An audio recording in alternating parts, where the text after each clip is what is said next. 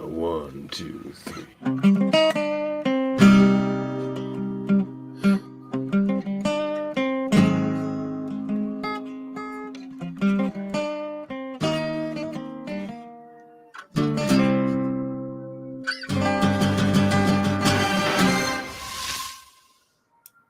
Hello and welcome to X-Rated, the X-Men animated review show.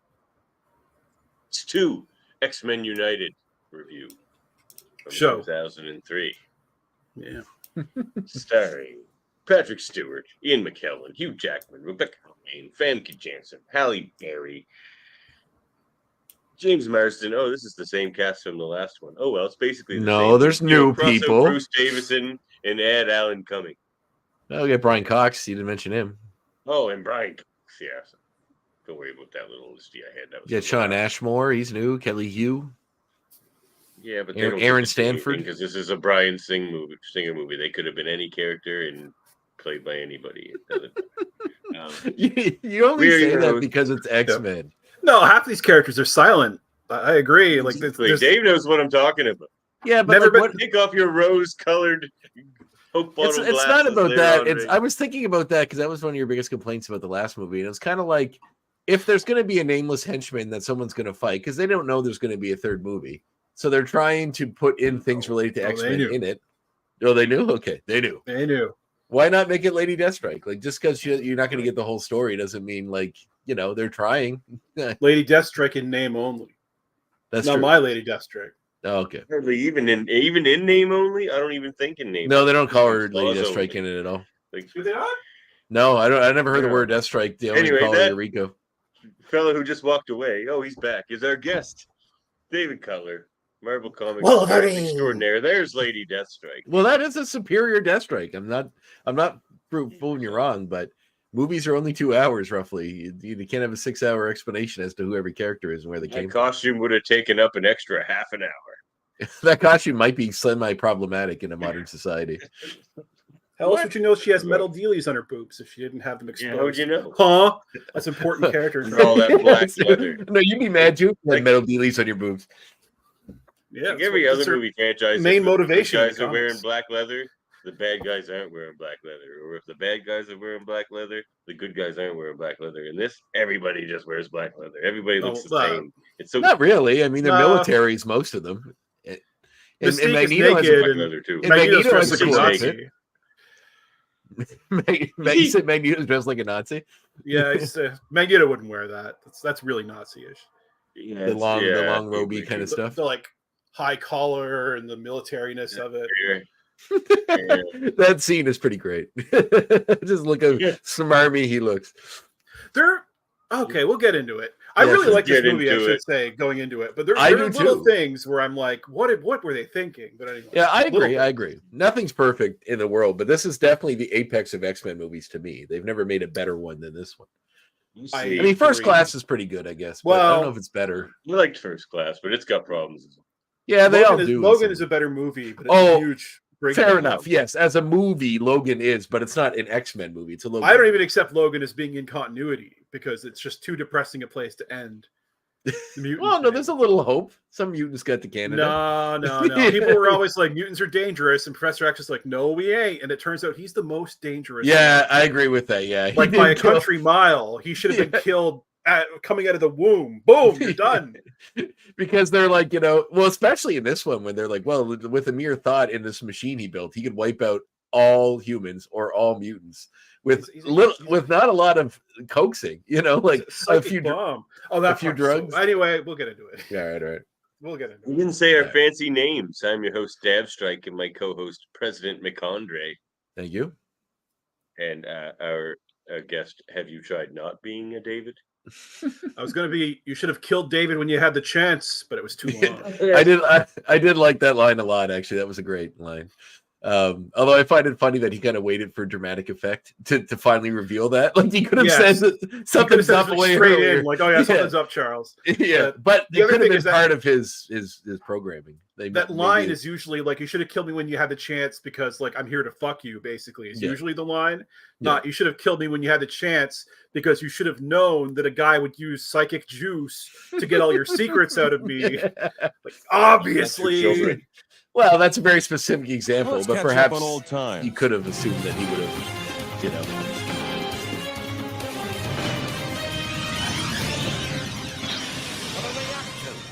What I have to. You didn't switch your opening theme to be the amazing, memorable X-Men orchestrated movie theme? Well, I like this better. Yeah, I mean, obviously. I remember when the first movie... They're doing that. What do you think they're doing up there? What are they doing up there? Yeah, no, I was thinking that watching the intro to this. I was at the gym and I was like, I got to start watching this thing today. So I put it on when I was doing cardio. And when I was doing the whole like into the stuff and going through, I guess, Cerebro, the music was kind of swelling. And I was like, oh, yeah, it's funny because there are songs that have themes. Like X-Men has a theme. It's just not one that really sticks in my head. Yeah. It just doesn't stick in my head a lot, like not as much as the cartoon theme. Or others. When the first movie was coming out, embraced it. I was like 15 or 16 in the lead up. I don't remember, but it was like the early days of the internet being like, rumor mill central and stuff. You could get like real like information faster than you could like even a couple years previous. Like even if you weren't that deep into the reads. And I remember whoever the guy was who did the score for the first film. An audio interview where he was like going through his thought process for the main theme, and he's like, "This is the part kids will play when they're playing with the action figures in the box. They'll be like, da-da-da-da, da-da-da-da." And I was like, "No, no kid is going to remember that. It's not a good theme." Yeah, there are some that kind of the good X-Men theme and like stop there. Yeah, it does kind of sound a little bit like that, So that I'm assuming that was somewhat of an inspiration. But there are some scores like what you doing up there, Dave? Yeah, Dave, what are you doing up there in Toronto? I don't know how to answer that question. How do I answer that question? It's just like catching up. What are you doing? How's life? I got back I visited home for the holidays and how was sunny in Newfoundland? It was actually sunny. I only had to shovel the back walk, the walk in the back deck once, which is an all-time record. I always go home for 3 weeks, and like to not only have to that's global warming, man. We're in dire straits. Not looking good. You weren't worried about it until you went home and only had to shovel the walk once. That was the line that told you it was striking to only shovel it once. Yeah, it's been like I may have shoveled my driveway. I have a house, but they may have shoveled the driveway like twice last year. If you wait like a day or two, it usually just gets up to pluses and then melts. Well, yeah, so I did that. A chance and it doesn't. And now I'm sitting here talking to you, jokers. Yeah, that's an accurate description of us. Yeah, midnight tokers. You wait till midnight, Davan? That's surprising.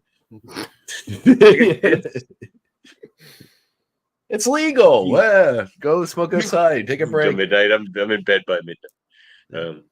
What you do? I don't think you sleep. I just think you do podcasts and then send me text to remind me to do stuff for you.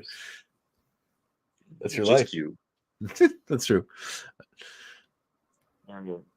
Well, happy to have you back on, Dave. See you guys. We've been following your career closely. I did finally get a chance with I did because of you. Actually, I got the Marvel Unlimited app, and I must say I love it.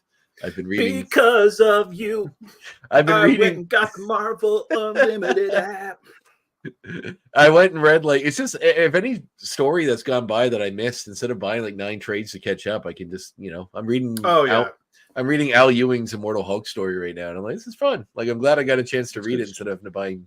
And I read the Storm Iron Man. I think I messaged you after I read it. It was beautiful. I loved it.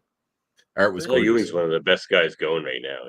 Oh yeah, yeah. That Hulk story is quite. It's gotten to like I'm at the point now where it's like all around the Zemnu Hulk and all that sort of stuff. So it's getting a little long in the tooth. I'm hoping they're sliding back into the horror stuff, and I'm really digging it. I'm not the biggest Zemnu fan.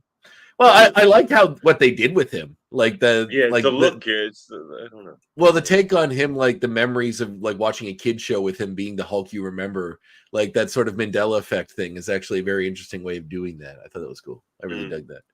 And all the different Hulks in different forms appearing is fun. So yeah, I'm really digging it. It's super good. You should read his X-Men Red. I don't know if you're like keeping up with the Krakoan age, which is now over, of X-Men. But, yes. You might get a little lost in the reads if you haven't, but his X-Men Red is like, it's crazy good. It's oh yeah. I did read like the Powers of X and whatever ones, those trades, but I found them still a little hard to follow because there's a lot of stuff I missed before, I'm sure, leading up to it. Jumps around. It does jump around a lot. They're like all of a sudden they're in space, and then Apocalypse is over here with kids in a different universe. And how did you read it? Did you read like all of Powers of X and then all of House of X or whatever? Yeah. Did you like jump between the two? Well, I read them both linearly because that's what it seemed like it should have been. But the I don't think talking to you now makes you realize that I should have jumped back and forth. Yeah, it makes more sense that way. But a lot of it was supposed to be, I think, like this was supposed to make sense later, and plans changed. Yeah. So like there were characters we never saw again. Yeah. Yep. So it's like Rasputin came back at least. It's like the modern Clone Saga. They're like, we're going to leave a lot of breadcrumbs that are not going to get picked up. It's better than the clones. You sacrilege, sir. I will slap you in the face. That is. I know. I'm kidding. That is a testimony to '90s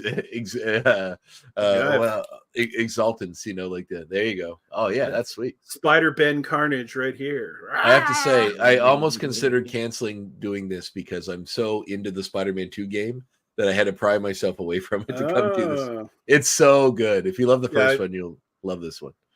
I finished it. Oh, did you? I'm about no spoilers. That's fine. I'm around. Where am I at in the story? Just around I do all the side missions, so I just finished the chameleon one. Oh, so I'm plugging along. Everybody brings this up, but did you get to like? Are you in the black suit? Yes. And did you do the whole like big fight at Craven's place or whatever? The one with the like at the zoo. Maybe like where the guy comes out in the bear costume. Oh yeah. I didn't know there were bears in these woods. So yeah, I got something to tell you. I'm fresh out of honey.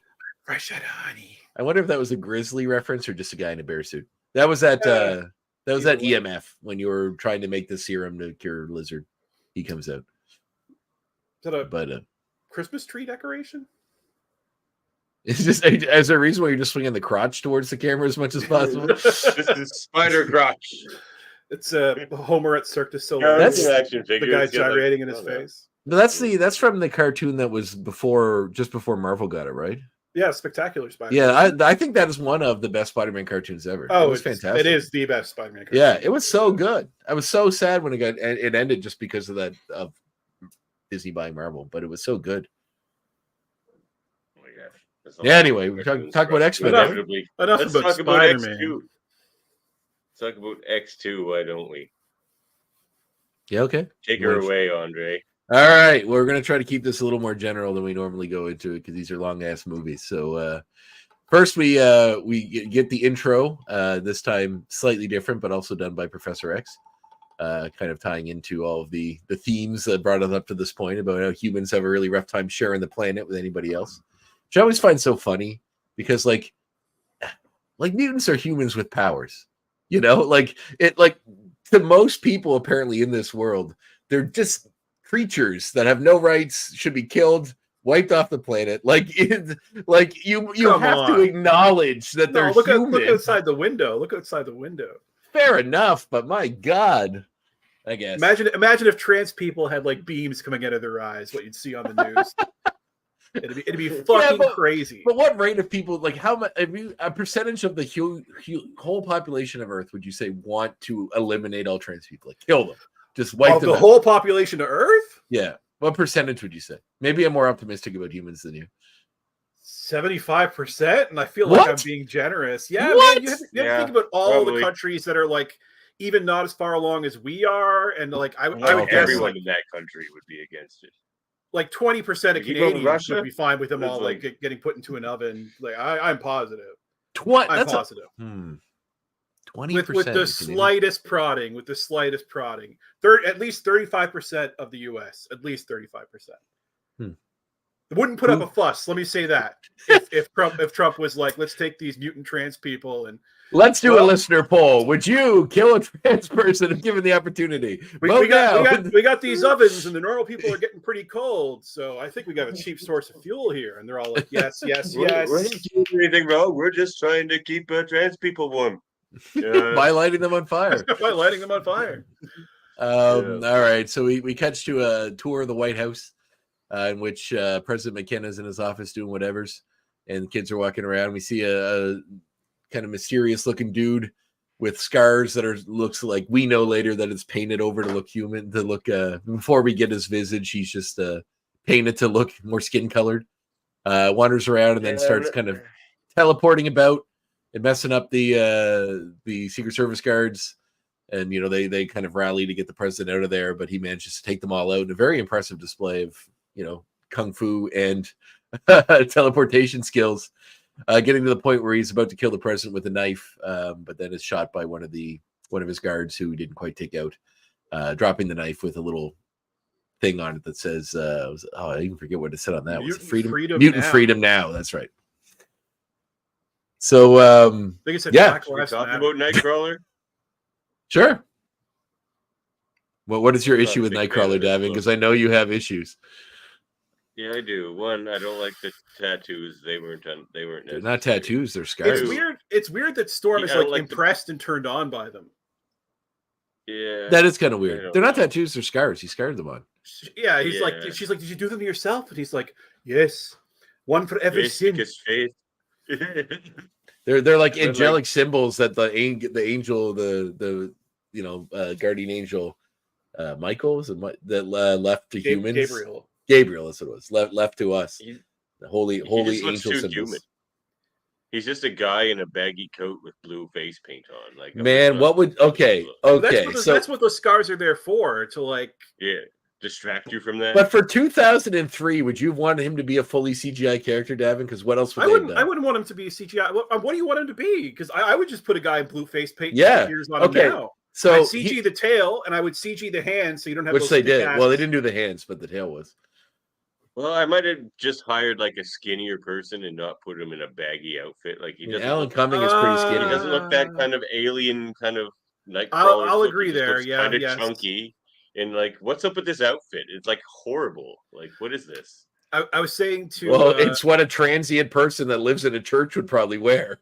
Those pants. Yeah. Those pants. Well, he mentioned he was in the circus. This is what they. Those circus pants. They're circus pants. They're like 70s disco. If it was a hitchhiker, I can tell you that is not how. Man, you look up images of old old circus stuff. You always see guys with striped pants that look like that. And I'm not saying real. I'm not saying real circus. I'm saying cinema depictions of circus. I just think it's a little funny because him being in the circus, it's like the time they could have excused a real superhero costume. Yeah, because you would have had a circus. You're right. Yeah, it's too silly. So what's not silly? Those fucking pants. Okay, yeah. I guess. That said, I used to have the action figures, so I mean, I was on board with it once upon a time. What happened to your action figure? I used to love that. I got rid of most of my stuff when I moved to Halifax because I used to take it with me, and I was unemployed for 2 months, so I didn't have any rent money. So I ended up whatever I could sell, I sold. So I lost all my Muppet stuff that way too.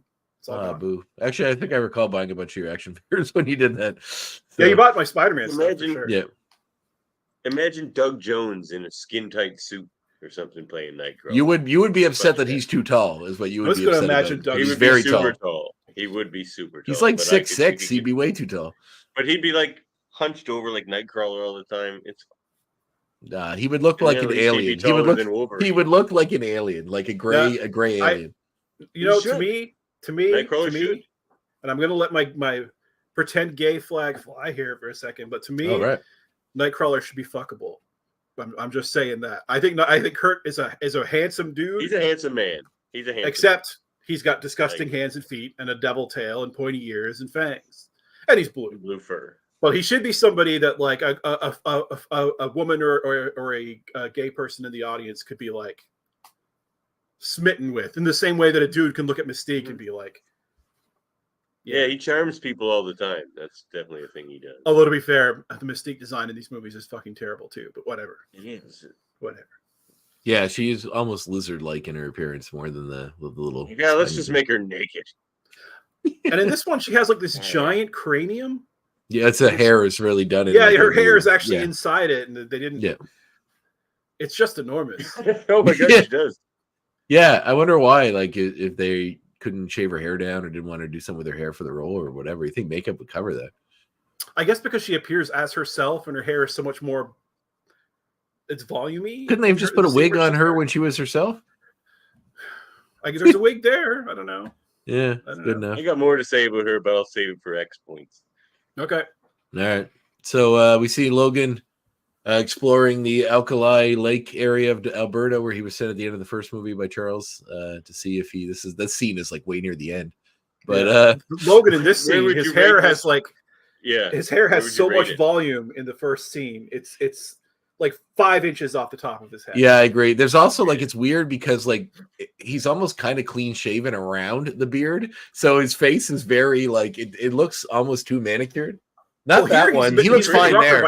It's when you first in the very first scene, he's like as clean as you'll see him for the whole movie. Yeah, and he's supposed to have been backpacking through like northern buttfuck, you know, like he's supposed to be out there for a bit, and he looks so neat. Yeah, he does look. He looks very tidy when he shows up to Alkali. And there's also like a little moment where there's like, it kind of reminded me of the Littlest Hobo, where there's like a wolf standing there, and they have a moment where there's like the animal recognizing animal, and then the wolf turns and sort of looks back at him like it wants him to follow him, and then goes through the door, and then later on they're like nothing came of it. The wolf just let me do a can and wanted me to open. I don't know. So hashtag not my Wolverine. This is Ken Wolverine. What? It bothers me more in this scene than any other one. And it's because he looks so clean shaven. Yeah. You see him standing in a lot of doorways, so you get the sense of his actual height. Mm-hmm. It bothers me. But then once he gets to the mansion, I forget about it. He's always bigger than everybody else by so much. But they're supposed to be kids. You're supposed to believe that those three are kids. But kids are supposed to be taller than Wolverine. Yeah, well. What teenagers? Teenagers are taller. What actor did you come up with an actor from this time period that's the appropriate height that you would have been okay with? I said Emilio Estevez, and you laughed at me. Rightfully so. He's not that short. He can't be that short either. He is. Yes, he is. He's like 5'5". Is it? Emilio Estevez, star of the Mighty Ducks, goes on. He does the Mighty Ducks. That's it. Well, you know, I get how tall is Charlie Sheen? He looks closer to the part as far as hair color and stuff goes. Charlie Sheen's not a good actor like Gordon Bombay. Jeez, talk about rose-colored glasses, Davan. You're like, man, what an amazing acting job the guy from Mighty Ducks did. Loaded weapon. Okay. Loaded weapon. Quack, quack, quack, Mr. Duckworth. Yeah. And he's actually a decent director, but yeah, anyway, enough about Emilio Estevez. So we see then we cut to Jean Grey and the crew of the X-Men, like all the kids are at a show at the museum learning about museum stuff, being taught by Aurora Monroe about evolution. They're learning evolution, yes, human evolutionary history, and you know, she's talking about how the people think that the Cro-Magnon man was killed off by am I getting those? The Neanderthals killed off by Cro-Magnon man, but there's evidence to prove that they bred together in our DNA, so that they, you know, may have accepted them and life was okay between them. You know, teasing some harmony here. But then we catch up with Rogue Bobby Drake, who we recognize as Iceman. It reminds me of that scene. Do you remember like early in Grant Morrison's new X-Men run, where Cassandra Nova has like the distant cousin of Bolivar Trask, the Sentinel, right? Just to use his DNA to get into the he's a dentist, and she needs his DNA to activate the master mold or whatever. So she's like trying to convince him to get on her side, get on board. And she's like showing him these psychic visions of Neanderthals being killed by primitive humans, and he's like, "I think science says now that we interbred. I saw a documentary. People just being like slaughtered around. Yeah. I saw a documentary. Yeah, she was very convincing. Yeah, that's a great scene, actually. That sets up that series incredibly well. Yeah, so then we learn the kids are there. We see one kid stick out his tongue at another little girl, and he has the forked tongue. Artie. Because she's sticking her tongue out at him. And then we kind of catch up with these ones. Why not? Let's call him Artie. He is called I know. Artie. I was watching with my roommate, and Artie. she was like, "Who's this kid?" And I was like, "Well, they said he was Artie, but he's not He's in any way, shape, or form." Artie This has kid mind Artie. powers. Yeah, not forked tongue. They got the gender correct, and beyond that, it's an interpretation. An interpretation. So yeah, and then we kind of quickly learn that Rogue is dating Bobby, and they call Bobby Banshee for this because it doesn't matter. unless he looks like more like Banshee to you.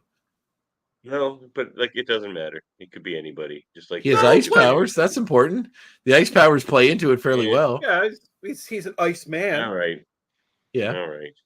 So they're also hanging out with John, who his last name escapes me, but it's right here. John Allardyce, who is Pyro. But he's Saint John. Saint John. Allardyce. Yeah, Saint John Allardyce. Top.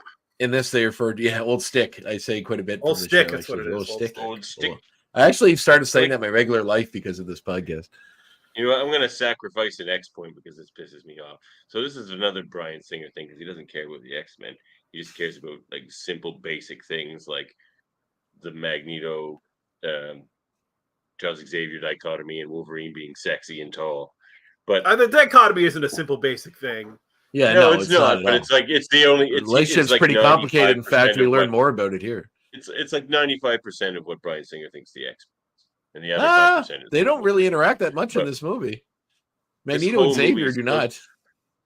Don't get me started. I'm eventually going to tell you why this is just basically the exact same as the last movie. This is just the inverse of the last X-Men movie.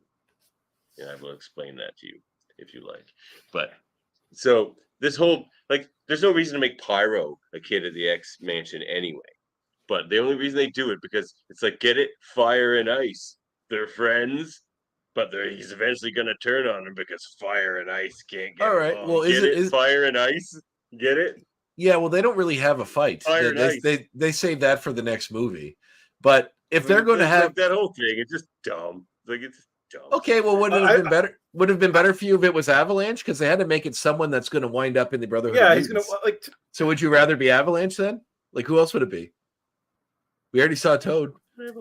In the comics, Pyro is kind of a bastard, but fundamentally not that bad a dude. And he goes up a hero. He dies a hero, basically. Yeah. And as a villain, he never did anything that bad. So I think it's a fair interpretation to be like, here's a kid who doesn't really jive with Professor X's philosophy. He thinks it's all like ridiculous. He does feel like he's hated on because he's better. Should have been Quentin Quire. This was long before that came out. I don't remember what happens to him in the third one, but it's a fine arc. And then in the third one, you should have him realize that he's, gone to the dark side. No, he doesn't. He just gets beat up by Bobby in a fight. Well, whatever. Well, yeah, you can't blame this movie for that. No, I can't. You're right. You're right. Setting up something cool. I was totally fine with him, and I don't think. I mean, there are certain beats, and like I said, if it was Avalanche, it would have been less interesting. So why not make go the more? So it would have been less cliche. I would have said. Well, I mean, you're fire versus ice. Get it? Fire versus ice. Like they're trying to like. It's not even that big of a plot point here. It's not like they really hate each other or they get in a big fight between each other. It's just another one of the many basic and unattached decisions that. I would agree with you if they weren't all pictured together in the first movie. So like what they're trying to do is like create an MCU, pre-MCU, without any kind of oversight beyond Bryan Singer. And with 3 years in between the movie. So for that quick little, like, I think. Here's two dudes. One's got fire, one's got ice, and they both like Rogue. They're showing off in this scene in the first movie. That's where this comes from. That was fine little. It didn't even really need to be Pyro. It was a kid with fire, and he might call himself Pyro. He does. He calls himself Pyro. But does he in the first one? In this one, he wasn't in the first one. Pyro was in Yes, the he first is. He is, but he's played by a different character. Yeah, he's playing a different guy. He lights a but little ball of fire in his hand. one. Right, but he doesn't ice. really do anything. No, but that's where this comes John from. Like in that the as three of well. them They are there call him together. John. So in this movie, they then go like, okay, this friendship expanded. She ended up with Iceman. No, I forgot about that. That's fair. And he's a little bit of a hanger on, and he's a little bit bitter about it, and he's a little la la la. So they're trying to piece something together from little elements that were seeded in the first one.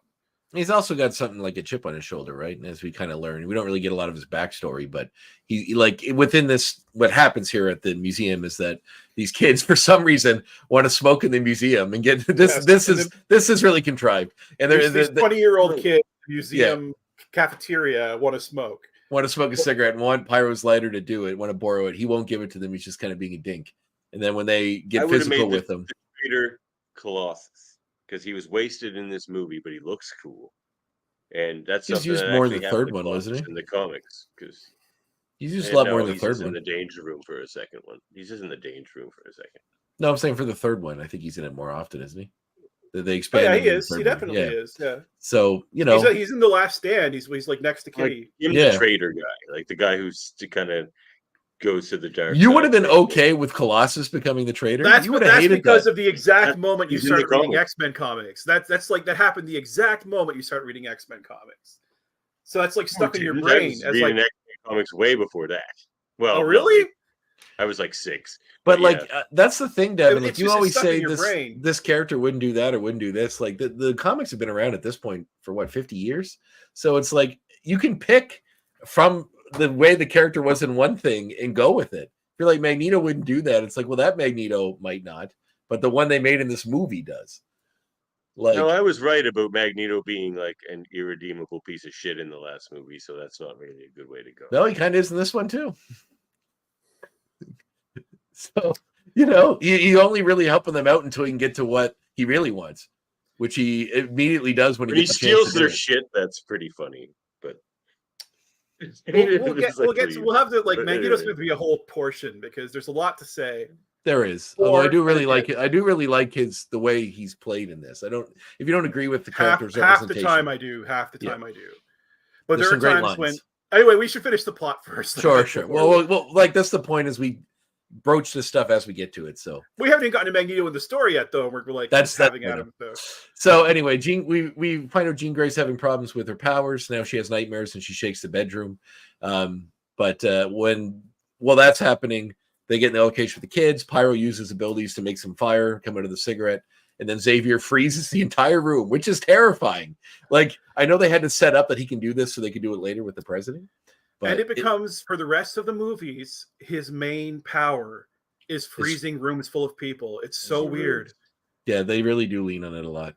So he. Okay, I'm gonna get into my inverse theory.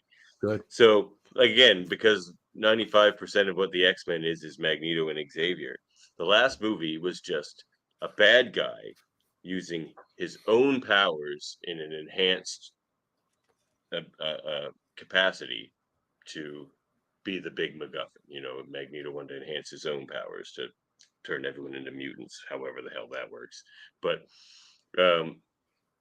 in this one, it's just the inverse of that. It's somebody else wanting to use Xavier to be the big MacGuffin and give it. Well, it's almost the same movie. It's almost exactly the plot for God Loves Man Kills, which is what it's based on.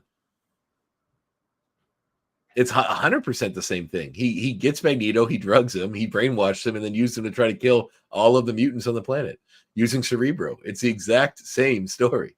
But God Loves Man Kills didn't have a comic before it that was the inverse of that. Well, I mean, Singer obviously had a reference. Man Kills 2. Singer obviously had a reverence for that story, so perhaps he wanted to put elements of it into his story. Well, I mean, you see how it's like basically the same movie twice? Not really. I mean, Magneto wants to turn everyone into mutants. I see. He wants to turn the entire population into mutants. But we're also in the era of superhero movies that end with a killer device. Yeah, or a big army fighting a big army. Well, the super weapon that's like the most ridiculous thing in the movie. Magneto's Statue of Liberty turning it into a mutantfier in the first one, yes. Or weaponizing Cerebro in this one, or Spider-Man 2 has the power of the sun to palm my hands, Or Batman Begins has the turns water into vapor thing, but doesn't do anything with your bloodstream. Don't forget about the blank Gloomhaven slate. in the Fantastic Four. The blank There's slate. some bananas fucking device in the third act of most of the superhero movies from this era that's going to end the world. That is true. That is very true. Yeah, I forgot about that stupid like water. Like it's like we got a machine that basically just makes water, like heats up water faster. Like essentially, it's all it is. It's like it's a giant. It's what a pot does. But and it's so convoluted just to get like it's like a diffuser. Is basically they wanted a diffuser for the scarecrow toxin. But like, well, I don't want to go off on a big side note about that. But it's like you think about as a writer writing that story, you're like, hey, we got to figure out a way that like we got to stop everyone. They're going to expose everyone to the fear toxin. Why not just put it in the water? Like that seems way easier than. Yeah, they drink it and then especially when the rest of the movie is so grounded. Like it's all like it's ninjas which exist and it's mobsters which exist, and then it's like we need a reason to have a fight on a train, and let's build backwards from that. Yeah, that's what it comes down to. Yeah, usually it's probably what it was because they're like trains test big now. That's like how movies are made. They're like people like trains. Let's make sure there's a train in this movie. People like inverses of X-Men 1. We got to inverse X-Men 1, and then when we inverse the inverse, we just do X-Men 1 again. It's kind of sad how I wish, like, I know Singer is a problematic figure now, but I would be curious to see if he had just done this as the trilogy and we got his third one, what would have happened? Because I feel like it would have been wildly different than what we got. I think the third one was probably better without him, and it wasn't good. You're crazy. It just would have been the inverse of this again. It just would have been another Xavier, Magneto, Wolverine movie. Yes, of course it would. But it was that. Put any time into any it was that. It was that. Kind of. Yeah, I guess but so. the MacGuffin in that movie, the MacGuffin in that movie is the Phoenix. That's the only real difference. And the Beast. And Beast was kind of fun. Well, Beast was there. Yeah. He's there. He didn't do anything. Yeah, he jumped around a little bit. That was fun. Yeah. Somebody put tossed salad and scrambled eggs all over his face. So anyway, Xavier freezes everybody, warns Pyro about never doing that sort of thing again. Then they see a news article comes on the news about the attempt on the president's life being caused by a mutant. Oh, hold on. You're right, Dave. You're right. The third one is the exact same. It's just Phoenix's Phoenix is the MacGuffin that's going to destroy the world. 100% to write movies where a mutant power is enhanced as the big MacGuffin. That's the same. He didn't write the third one. Friggin' times. I think it's based on like his treatment or something, but it changed. Oh, was it? It was. Yeah, Ratner just came. Well, I mean, listen, you can't unless you've read the script or his original script, you can't say that it was exactly the same. But I don't have. I agree that is true. About her. Yeah. Yeah, it's true, but I don't have a problem with it. I don't have a problem with it. Well, it's a trope for most horror movies or most superhero movies, right? Like as you said, at this point, almost all of them have some big thing that they need to get. I remember. I wish I was here for the first one because I'm talking about that first movie. I remember Roger Ebert being like reviewing the first movie and being like, in the final scene, they were talking to each other like they weren't even sure what their powers were. Like they were like these movies are really proto, man. Like Avengers didn't come along yet; they didn't know what to do. So you have to like. I was not kind on the script of the first one because the dialogue was almost like needless for most of it. It was just. Well, they didn't know how to get every character involved in the climax, so they have this insane like, okay, Storm, you use wind and blow Wolverine up there. Jean, you steady him. I'll shoot the thing, and Wolverine will claw. Like it's just like so they all like combine. And also they need to use like instead of just using her powers to put Cyclops' visor on his face, she has to put it and then tilt it when he shoots into it, so it tilts around and then shoots him like that. I guess that makes sense because he was not straight in front of Cyclops, but I don't know. It's just. Yeah, so it is a bit complicated. So I'm gonna go freshen up my beer because this movie's driving me to drink. I'll be right back. That's so nuts! Wow, I've never disagreed with you so fundamentally before. But anyway, he really hates all of the X-Men movies. Everyone, pretty much. I don't hate. You've said this. I'm sure we could rewind the tape. Well, no, to me they're not. They're barely X-Men movies, and I've just explained to you in the last 10 minutes here why they're. I think they're just barely X-Men movies. They're just Xavier, Magneto, Wolverine movies. And like this should have been the Wolverine movie because it's around Alkali Lake and all that kind of stuff. But like 100%. The fact that they had already exhausted the shit out of Wolverine in the first movie, which he shouldn't even have been in. Like it makes this movie worse. If this like was a big Wolverine introduction, it would have been very exciting and like. But I was already like all over the Wolverine Ken thing. I agree with Ken the things you Wolverine. say, but not why you're Yeah. saying them. It's basically Well, what welcome to my André world, tells me David. about everything I say. Yeah. He's like, Yeah, well, no. maybe if you just said it different. I'm like, No, that's a different story. That's how you antagonize your that's a co-host on different the other story. show. That's nothing to do with that's this. true. That's true. I feel like you get wrapped up in trying to be controversial to the extent of like entertaining that sometimes you forget about how insulting you can be sometimes. Oh, on that show? Oh, definitely. However, but yeah, this Yeah. I'm not going to be super kind on most of these movies. This one's okay. First Class is okay. I think this is the best one, honestly. But there's a lot of spinning plates, and there's a lot of characters to try to do something with. And like we had this discussion in the first movie that it's like, you can't give everyone a huge character arc, otherwise it would be a 10-hour miniseries instead of a 2-hour movie. And budgets and special effects are what they are. Yeah, like it's going to be like prohibitively expensive to have a final scene where all the X-Men are flying around and doing shit. Like it'd be not till 2012 when Avengers came out, and really not till Avengers Ultron when we'd see an ending where like people were using superhero abilities in an action way all at once. Yeah, and they got like things falling out of the sky and all the robots and everything. Like I guess it was similar to the fight in New York. Even in Avengers 1, like Thor has powers and everybody else is just strong. Mm-hmm. So there's not a lot of like, there's no like eye beams going on. There's no like pop claws. They're trying to do something really difficult, and it's the first time out. You have to be a little understanding that it's a bit messy. And this movie's not that messy. No, not as messy as the first one. The first one, like all this bad rope work everywhere. It's just like if your rope work's going to be bad, you don't need Sabretooth to leap weirdly into the woods. Just there's no need for it anyway. There's anytime there's an explosion, I was noticing that with the guards. Every time there's an explosion or like when they blow up the cop cars, there's always like one guy that goes upside down and then flips and usually hits a tree and then like side goes off to the side. Hits the tree. He really fucking beefs it, actually. I love. Well, we'll get to that scene. We'll talk about more later when we get there. So they go back to the school. Dad wanted to get a drink, I think. Actually. Oh right, go ahead. Well, we can keep talking, Davin, while you're going. You guys got to keep going and knock off some plot there. I'm just going to keep interrupting you about like things. I'll sit quietly while you. Well, no, this is not entertaining. We need to talk about it as we go along. That's the point. That's how the show works. If the mood rises. Okay. We go back to the school. We see Xavier trying to track, the mutant that attacked the president. And he's having trouble because we know he's a teleporter, but they don't know that yet. So he's moving around. He's moving erratically. Also Wolverine returns to the school. And we see him kind of hang out with Xavier, and see how Cerebro works. This is how we establish everything that we need for later for the final, where he shows all the life on the planet and then all the mutant life on the planet. Which he asks Rogue and Iceman how they fuck. Yeah, that's true. He finds out they're dating, and how is that your business, Wolverine? Well, it wouldn't be that hard with condoms and, maybe some kind of placement of a sheet with a hole in it, maybe, or something. They could do it. Saran wrap, like mine. Yeah, they could make it work. They couldn't kiss a lot, maybe, but also saran wrap might help, I suppose. It'd be weird, but whatever. So Cyclops and Jean, right? Yes, that's exactly. Yeah, we they're Mormons. They have the sex sheet with the hole in it. Oh my god! Oh my god! God!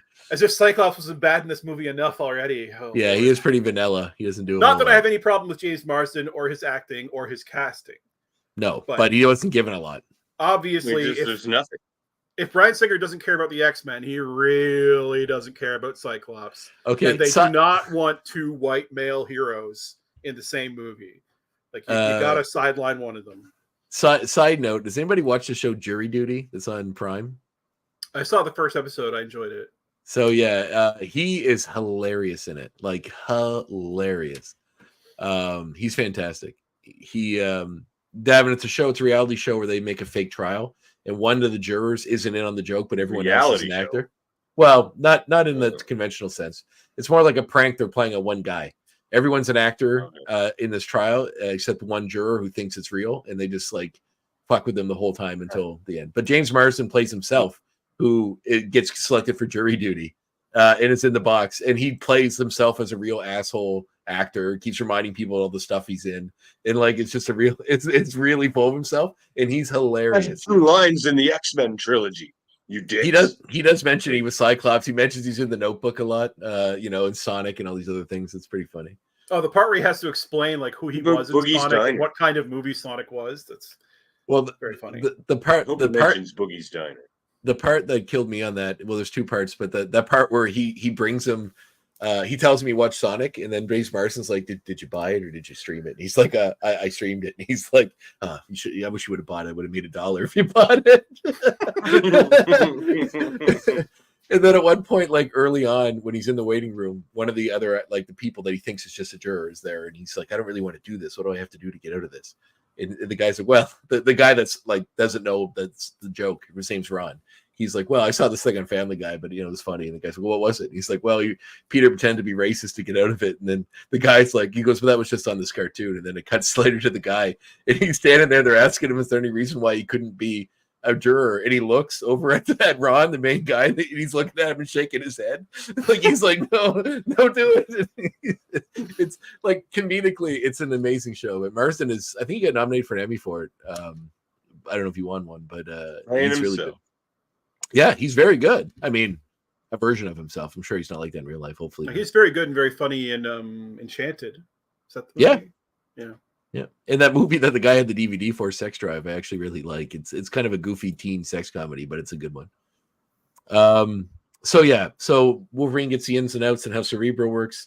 He meets Bobby, who's a little territorial about Rogue because they're dating now. But then they send Storm and Jean off to go find the mutant, which they've pinned down where he might be staying now. And then Cyclops and Professor X go off to visit an old friend. Now, just before that, we meet William Stryker, who is a government scientist, a soldier scientist / who is preparing a statement, who is going to the president to get permission to do a secret mission in which he basically is going to invade the school. During this meeting, have a bunch of kids. During this meeting, Senator Kelly is there, who we know from the previous movie is actually Mystique in disguise. It's very post 9/11 when he describes it to the president as a mutant training facility. Yeah, it's like, remember when the news was all full of these like supposed terrorist training facilities out in the woods here and there and stuff. Yeah, we've been able to do our jobs, Mr. President, and that's when the president just cuts him off. He's like, "I don't need to hear that friggin' speech." Also, it's so great when he shows them the picture of the plane, and they're like, "What kind of jet is that?" "We don't know, but it comes up out of the basketball court." Mm-hmm. This movie has some great shit in it. It does. Stryker is a really good villain. I like Brian Cox, a great actor, but he's a great villain in this movie. You really dislike him. Oh, yeah, but he chews every line like he relishes saying it. Like he does such a good job.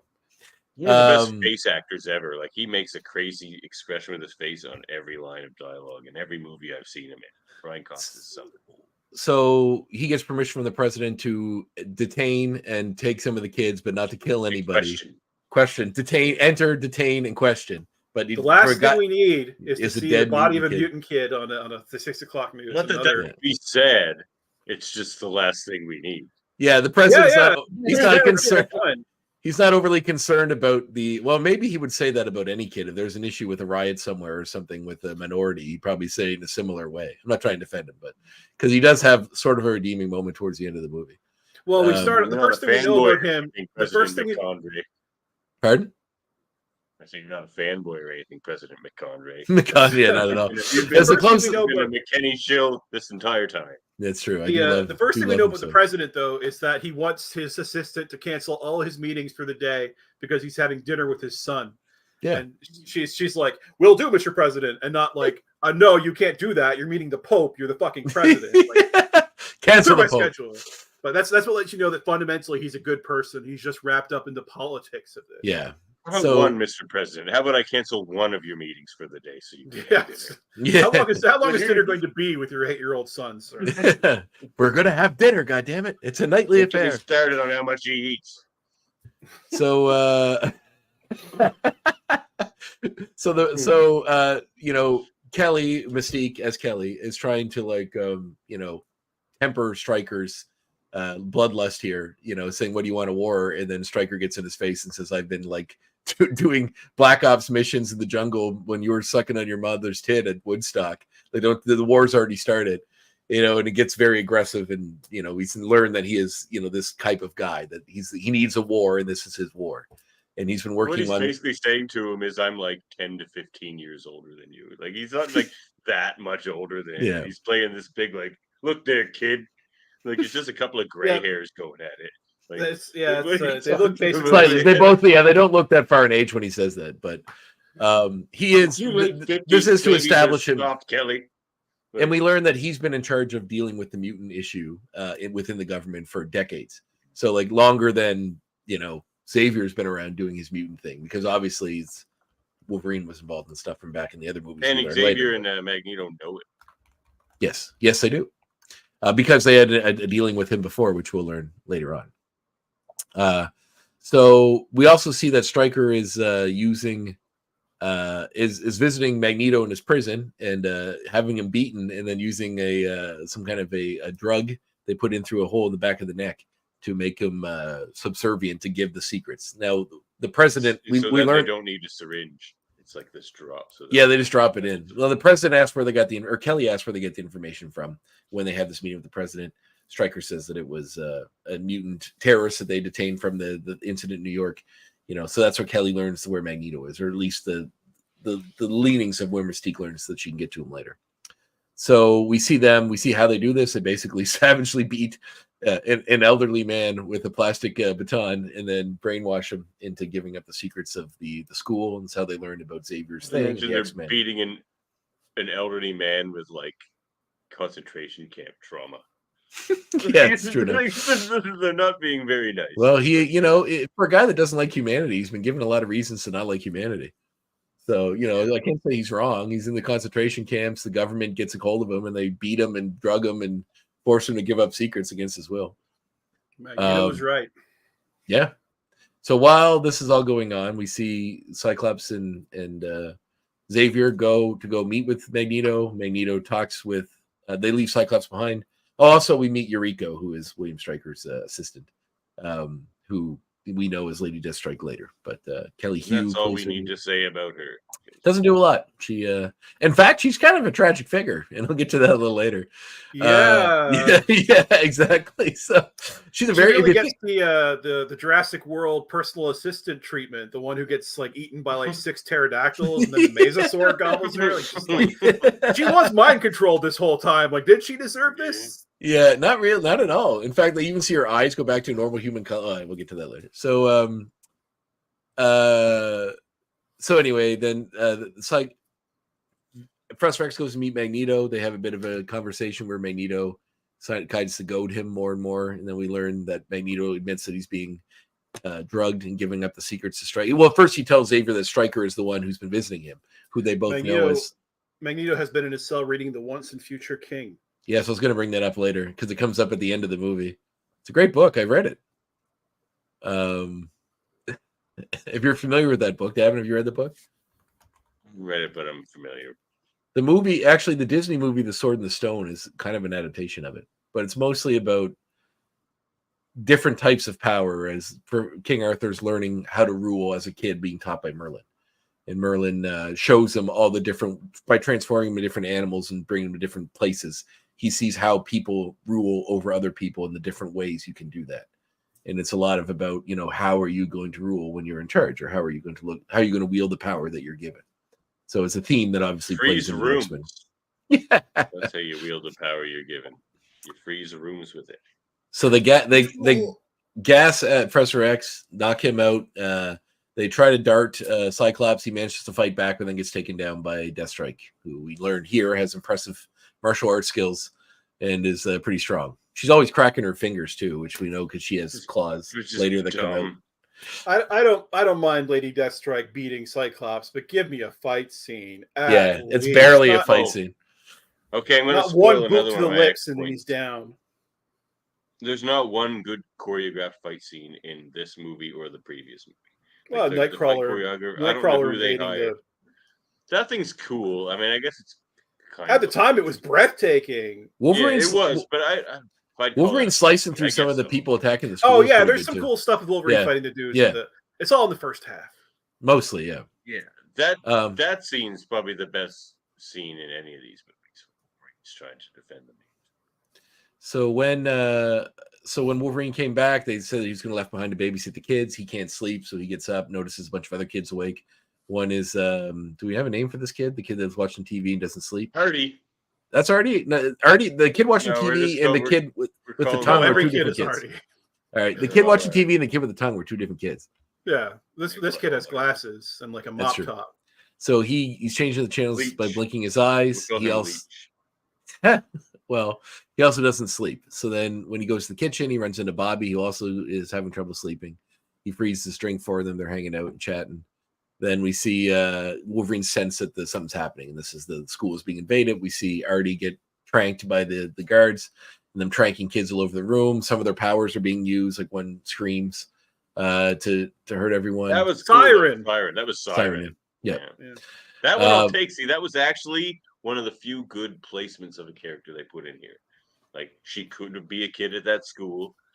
It was a good use of her power. You know, Yeah. someone's No, speaking I in, agree. screaming. Like that was one of the If they got to make it finally a they kid, did like it I said, right. if you have a disposable kid and you have 100,000 characters to A choose from, in the disposable X-Men kid. universe- We got fucking Reverend William Stryker over here. or over I meant here. like a disposable character, not yeah, the kid. yeah, I know. I mean, I'm not saying all kids should die. Just saying maybe one or two. Yeah, case by case basis. Yeah, exactly. We must last thing control we the means of commerce, of production. No, just kidding. The trains will run on time. All right. So there's a big fight here in which Wolverine fights with all these soldiers, rips them all to shreds, basically. And we see some interactions with Colossus, who's also awake at the time, meddling up and fighting some other people as well. During the just fight, made him Russian. Like, again, a lazy choice. He has two lines anyway. They could have said it in Russian. no, see, I disagree with it being a lazy choice. so It's like if lazy. it's not lazy. It's like you just want more from that character, and we need a big character who's strong to help the kids get to the school. So we can't And to not make necessarily. an audience who doesn't know the X-Men that well go like, why is he Russian? Like, it'd be a distraction, really, that Yeah, this guy has this huge Russian It's a school accent. for mutants. Is it just a school for American mutants? but I mean, It's simplifying things in the same way that giving Spider-Man organic web shooters was. Like, they were Get me asking started the on mainstream that. audience to like roll with a lot of stuff, so that And some also- stuff got streamlined. and also like I said, it's kind of like, I guess they probably assume they'll probably get a third movie out of this, but maybe they're hoping they could do more with him in the third movie, like they did more with certain characters from the first movie in this one. So Rogue has more. Well, I guess Rogue had a lot of the first one too, but we get Iceman. We get other stuff. So It's not like I'm pro no Russian accent, but it No, I doesn't bother agree. me. Yeah, You didn't I would have to preferred explain it. why he was Russian and dead. yeah, well, that's No, but he's a character who does more stuff. So like to a person in the audience who doesn't know X-Men, this is just a random mutant with a random ability appearing. And if you start Yeah. piling on stuff that make him a character, then you're just like, why am I learning so much about this dude who's not Yeah. important to the film at all? The X-Men, though, like that's what I want. I want more. I regret this. He draws, sir.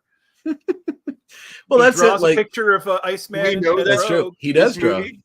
Yeah, he shows another kid a picture of Iceman getting kissed by Rogue, and Oh, he's yeah. like, Yeah, and him getting killed. shocked, so he does draw. So there's that note Yeah. too. They put in they- what they they could, I did think, that. with the space they had. Yeah, So anyway, the we Colossus, never heard a Russian accent from Black Widow until like her own movie. Yes, that's true. Very true. It was a different So- time. I never pictured her with one. Strangely enough, though, like I Oh, read really? comics, I certainly put did. a Russian She was accent in written her with head. one at different times way back in the day. They definitely, Yeah. depending on the writer or the way they did the lettering, her dialogue had a. The old Russian school bent ones, for sure. So Wolverine manages to take out a bunch of them, sends the kids off, helps them get out with the help of Colossus, sends Bobby, Pyro, and Rogue off down a secret passageway. And then when he's on his way tearing through people, he's met with William Stryker, who recognizes him as Wolverine. and is quite surprised that Xavier takes in, animals. He refers to Wolverine a lot as an animal, as not a human, as something else, a creature, and admits that he knows who Wolverine is, and they have a past. Wolverine, of course, has no memory of it, but Stryker uses a code word, nature, which makes Wolverine's claws descend back into his body, implying that Stryker had something to do with his programming. Wolverine, of course, wants to know more, but the kids turn back to come help him, and they make an ice wall between them, which allows them to help Wolverine go. Wolverine wants to stay, but actually, I like this moment where he's like, "I can look after myself, or I'll be fine." And then Rogue says, "We won't." Like they need him, which is what turns him around from his mission to get answers. And actually, it's kind of a continuing theme that it's sort of like the family he's built now and the life he has now is almost more important than trying to find the answers. More importantly later, but it is a theme that kind of carries out towards the end of the story. So Wolverine takes off with them. They steal Cyclops' car, which is a running gag with Wolverine stealing Cyclops' modes of transportation, and they take off. And we learned earlier that Bobby's family lives in Boston, and they don't know that he's a mutant. They think he's at a private school. So they decided. The only good line they ever give Cyclops in these movies is when Wolverine shows up with his bike. It's like, your bike's out of gas. And he throws the keys back at him. He's like, then fill her up. Yeah, throws it back in. Even then, the Cyclops catches the keys like this. Yeah. Wolverine does this. Wait, where's my hand? Oh, I know. He's pretty milquetoast. Yeah, Cyclops just he's so scared of the keys, and they get thrown. Wolverine doesn't give a fuck. Boom. Yeah. He's got him. So and then the Cyclops, the listening to NSYNC or whatever, like that. Yeah. Is surprising coming from Bryan Singer. That is like clearly this guy's gay. Boy band's gay. So in the car, Pyro goes to turn on the music, I'm and glad you're it's here, really Dave. loudly. You come here for all of these movie reviews. Actually, it's good. Dave's a good buffer because like he's somewhere between my In this case, like yes, I am between you two. Yeah. I'm closer to you, Andre. I'm closer. Yeah, to you, I agree. I am between you. But you do manage to make Davin's stuff funny and not mean, which makes it easier to get through. It's okay to be mean to a movie. Yeah, but it doesn't usually stay there. It makes Andre sad. So we see Mystique take the form of Lady Deathstrike and then break into a facility to get access to learn where Charles is Magneto's being kept. At the same time, she sees notes about the Cerebro 2 they're building based on the information they've gotten from Magneto. Then we see the crew that escaped get to Iceman's parents' house in Boston, where they're waiting to meet up with Storm, Jean, and Nightcrawler, who are on their own side mission, because he finds a phone in the car that lets him talk to them. It's an X phone, has their own line. They track Nightcrawler down to an abandoned church somewhere where they have a little altercation with them. Phone. What is this? Yeah.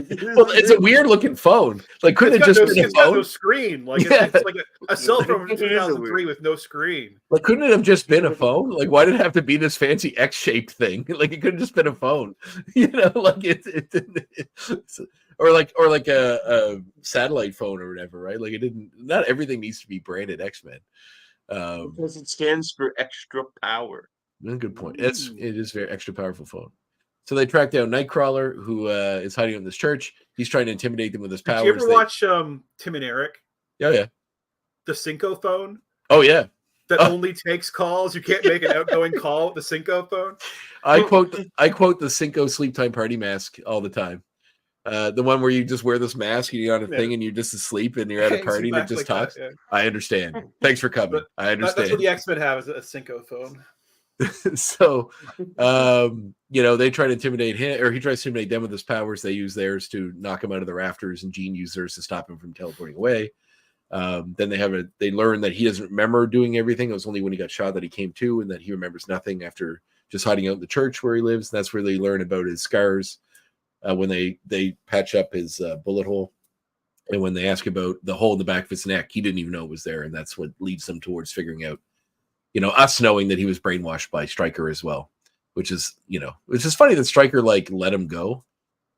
Stryker just after he did his, because we learned when he gets shot, it snaps him out of it, so he doesn't return to base basically. Oh, fair enough. Yeah, so he may have carried out what he's supposed to do, gone back to Stryker and then continued. Yeah, he would have been like Lady Deathstrike otherwise, but Even though Lady Deathstrike gets punched a lot and it doesn't snap her out of it, a bullet does, for whatever reason. God. It was God. It was God. Deus ex machina. Well, this is an American movie. Bullets are God. Good point. Xavier comes too, and he I don't has like a politics in my comics. It's like politics in my X-Men. I don't want you making X-Men all political with like social messages and stuff. Why would you do that? It's just a fun superhero story about guys and girls in colorful costumes fighting each other with powers. Did you guys get so woke anyway? I got some literature. So Xavier comes too as the face-to-face with Stryker. We learn that Stryker's son was sent to Xavier's school to deal with his powers, although Xavier had trouble, wasn't able to help him.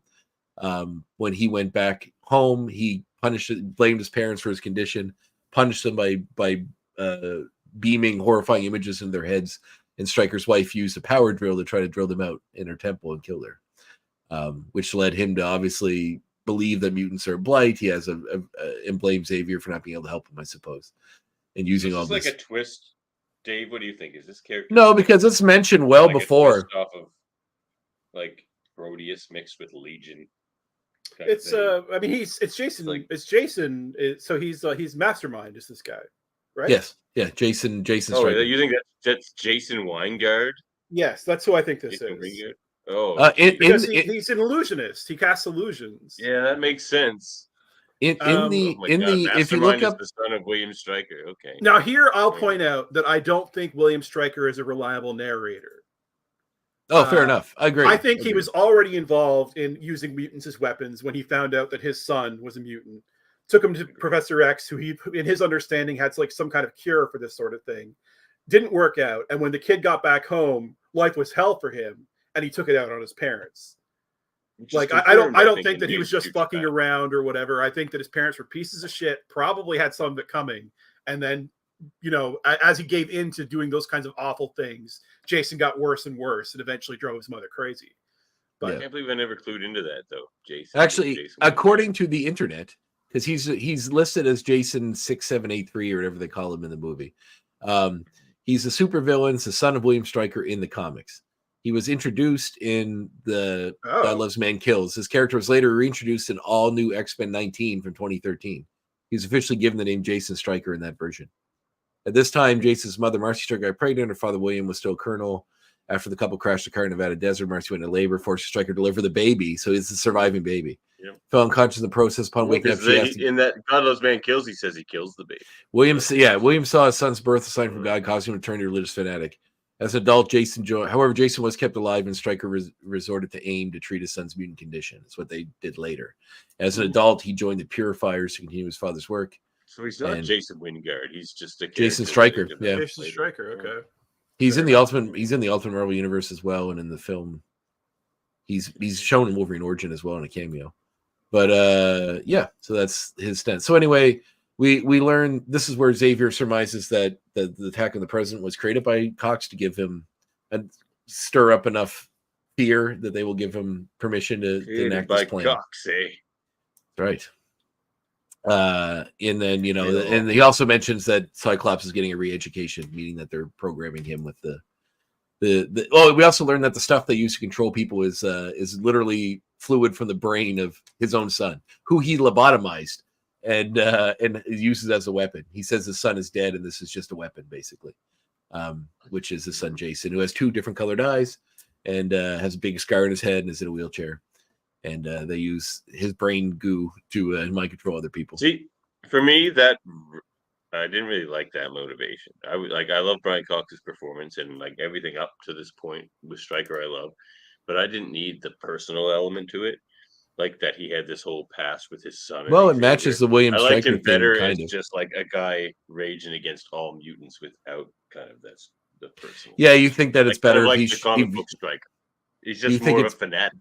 Well, no, in the comic, his son was a mutant, and he killed him, and then his wife. You know, like so. That's true, but he does have a reason. It was like this fanatic against all. But because that character was so religious, he believed that was God punishing punishing. He didn't think he did anything wrong. He think his wife did something wrong, and that was God punishing her. So, but where you think Stryker has this, like, for most of this movie, he just has this philosophical belief that mutants are a problem and a danger because through his military training, he sees threats places and things like that. I just feel like they kind of destroy that a bit, and then it's like, oh, it's all just like every other movie where everybody has to be the brother or the son. Like everybody's always a family member in every friggin' movie. no, it's all I know. It's just a quick way to make some extra emotion. Famous for It's that, like cheap emotional stakes, yeah. But like, well, it's also it's a quicker way than showing. Like there has to be an emotional stake, and I'm not saying you're wrong because you're right, but it's just a quick device in movies to build more of a relationship between two people than you might have time for to do normally. Yeah, it works just very well as the extra, like this is how far he went to reach his goals of defeating the mutant menace. He lobotomized his own son. No, he didn't do this to like a random kid. He did it to his son. Yeah. And he feels like he had his reasons, but he's a fucked up dude. He sure is. So the crew that go to get Nightcrawler, while this is going on, we see the X-Men that escape hiding out at Bobby's house. His parents come home. He has to tell them he's a mutant. They, of course, aren't taking it they're not taking it terribly, but they're also not just breaking it to them. Yeah, I love when they ask, "What kind of professor are you?" And he says, "Art." Yeah. He's a professor at the school, and he's like, the dad's like, "What kind of professor are you?" He's like, "Art." Couldn't he have said Jim? Like, did it have to be like Jim? Yeah, I would have said Jim too, but because look at him, he looks like a gym teacher. He's still got 80s hair. He's all jacked. He's wearing a wife beater. Like, he's not. This is just so. The brother, Bobby's brother, upon learning he's a mutant, runs away and goes upstairs and calls the police. Jealous. So the police show up, and we get to see Pyro, who's frustrated with having to hide his abilities, use them to fuck up the police cars with all these acrobatic displays of strewn all around. There's one where the car, like I mentioned earlier, spins and hits a tree and spins the other way. It's a lot of spinning with some of these explosions. Absolutely off. The fight and the action sequences in these movies phoned it in. They might be you're watching it with the wrong eyes. The wrong eyes. You have to take into context when it was made too, right? Yeah, you're watching it the way that I watched. You're watching it the way I watched Superman in 2003. Where like I was comparing it to stuff coming out then, and like then all you needed was a picture of a ship, a big boat in a city street. Superman dropped this boat in the city street. You didn't even see it happen. In 1978, that was wondrous. That was wonderful. And you kind of need to watch it through that lens of what was capable, what they were capable of at the time. Well, True Lies came out like 10 years before this and is 1,000 times better. There's no superpowers in True Lies. I mean, even the Matrix looks like garbage now. There's no superpowers in these movies either, really. Yeah, I don't even know what that means. Everybody's got superpowers. Like Cyclops shoots his beams off what? Like, does he even do it in this movie? Yes. The whole thing is basically he shoots at Jean like a million times later on, and he takes out the two guards before Lady Deathstrike. It knocks her down with him too before she gets to. Does Storm do any powers in this movie? Yeah, Storm is more powerful in this movie than she's ever in the movies before or since. She uses creates like a million tornadoes. Yeah, she uses the lightning during the which we're getting to, but she also uses the lightning to knock Nightcrawler out of the to blow up. Lightning strikes the rafter he's on to make him fall, so Jean can catch him. She creates an ice storm to freeze Jason Stryker. Yeah, jolt him out of his powers, and she also makes. She's the one who cuts the electricity in the final scene. And her accent mysteriously disappears. Yes, it is. That's another power. Like, I think she brings it back, and then it goes again. She's the worst casting in this movie, by far. Yeah, this is what it is. Because it's my favorite character, and like I can't really forgive any movie that does that. Yeah, fair enough. So then the cops show up. Then Jean and them show up to pick up because they get a call on the phone, the X phone, to pick them up and figure out what to do next.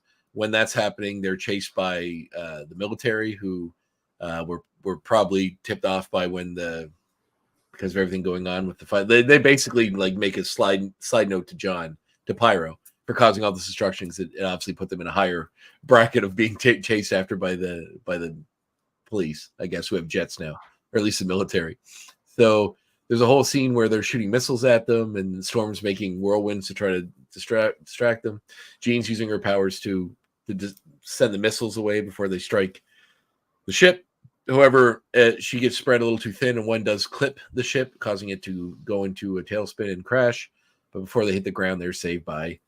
Oh, yes, I didn't get to this point yet. So earlier, after Mystique learned about the guy, like where he was being held, she got records on the employees, found the guy that's like his jailer, tracked him to a bar, appeared as herself, came on to him, got him into the drugged him, got him into the bathroom, and when he passed out, and put a syringe in his ass, and then sent him on his way. So when he goes in to deal with Magneto kind of awakens and says, "There's something different about you," and he's like taking out his baton to beat him again, and then Magneto says, "Too much iron in your blood," and literally takes all the iron out of his blood, killing him, and then making these cool little...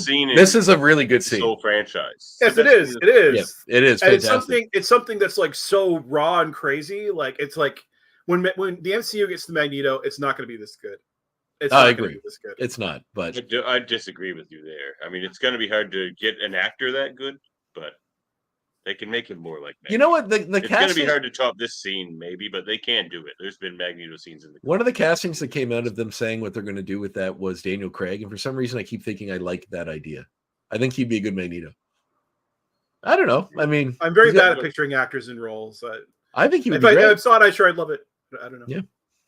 He like his American accent's pretty solid when he does one. Not the Knives Out one, but like in Logan Lucky or some of those other movies. And he doesn't need an American accent. Yeah, I mean, no, he doesn't. That's right. He could be whatever, but he's Magneto. He needs an Eastern European. That's true. That's true. Which he's done before. He's although I mean, for time they're going to have to advance him. He can't be a concentration camp survivor.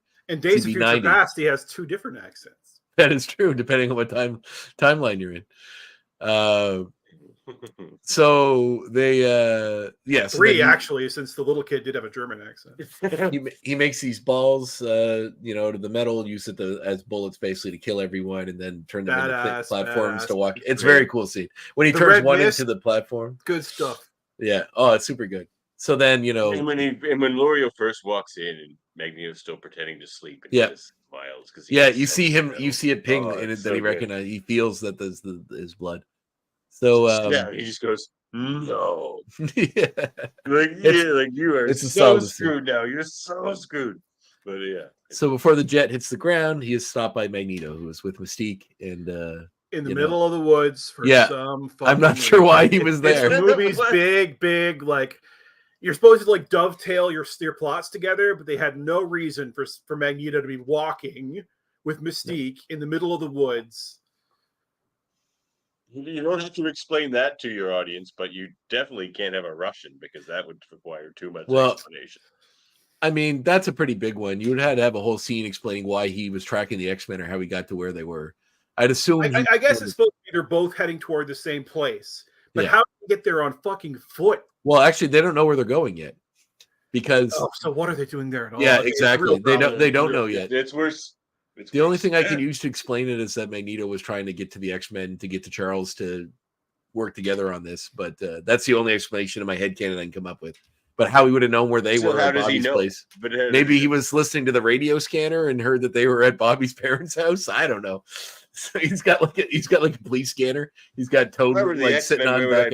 Boston. Well, I remember Charles mentioning one of the students' parents are in Boston and decided to check it out, and luckily enough, the first one. And think about the distance between Boston and Alberta. Yeah. Magneto was somewhere along that perfect line.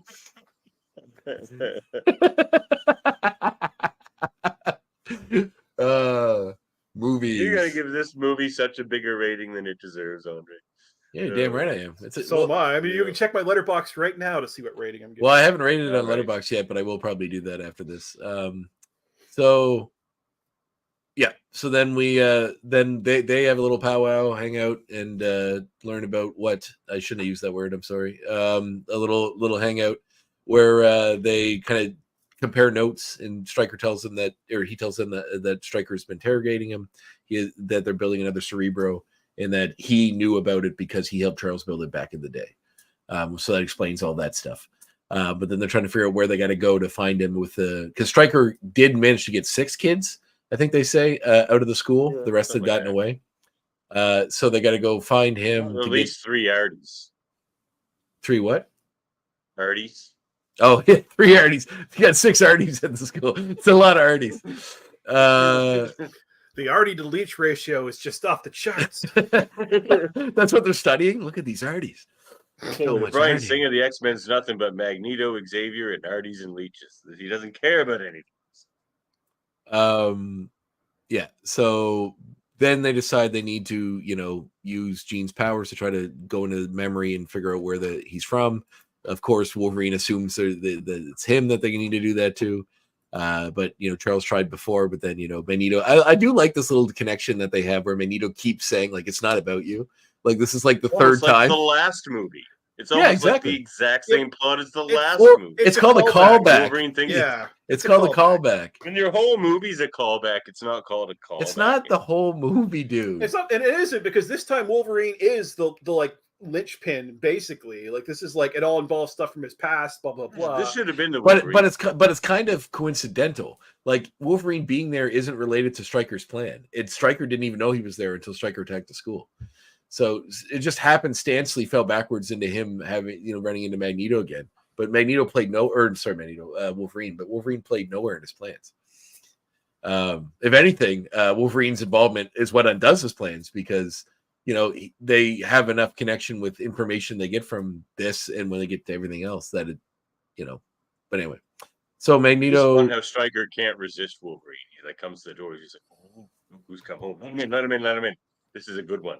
Like, I love this little clawed bastard." Well, you are not quite there yet, but they decide. Magneto says, "I'm not talking about you." They're talking about Nightcrawler because Nightcrawler was taken there and reprogrammed. So they go into his brain and find out he's Alkali Lake and that they have a secret facility under the facility Wolverine was at before. And then they decide to go there and come up with a plan. The plan, of course, sending in Mystique as Wolverine to go right to the front gate and try to get let in. When you're Wolverine, though, you go all the way to Alberta, Alkali Lake. Yeah, I know. And then you just missed it. You missed it by that much. You think you would have rapped on some walls or something? Or you think they would have. You think they would have secure, like if Stryker's base is there and someone's like, we have footage of Wolverine wander around up top, he'd be like pique his interest, right? Enough that he would probably get involved, or at least they try to take him down. Another plot hole. Yeah. Or maybe it's deeper. Like maybe he didn't go that far into the facility. I don't know. I guess I don't need to explain it. I didn't write it. The wrong lake. Although I do like that Stryker looks at him and says, I recognize my own work. Something I never forget is my own work. Kill whatever that is. And then because he recognizes right away that it's not Wolverine. So then, with the ruse blown. It was slick. I like that. Then it just becomes a big battle, basically, with them all fighting all the guards. Cyclops fighting Jean, who was brainwashed. And eventually Jean manages to break him of that. Logan gets in a fight with...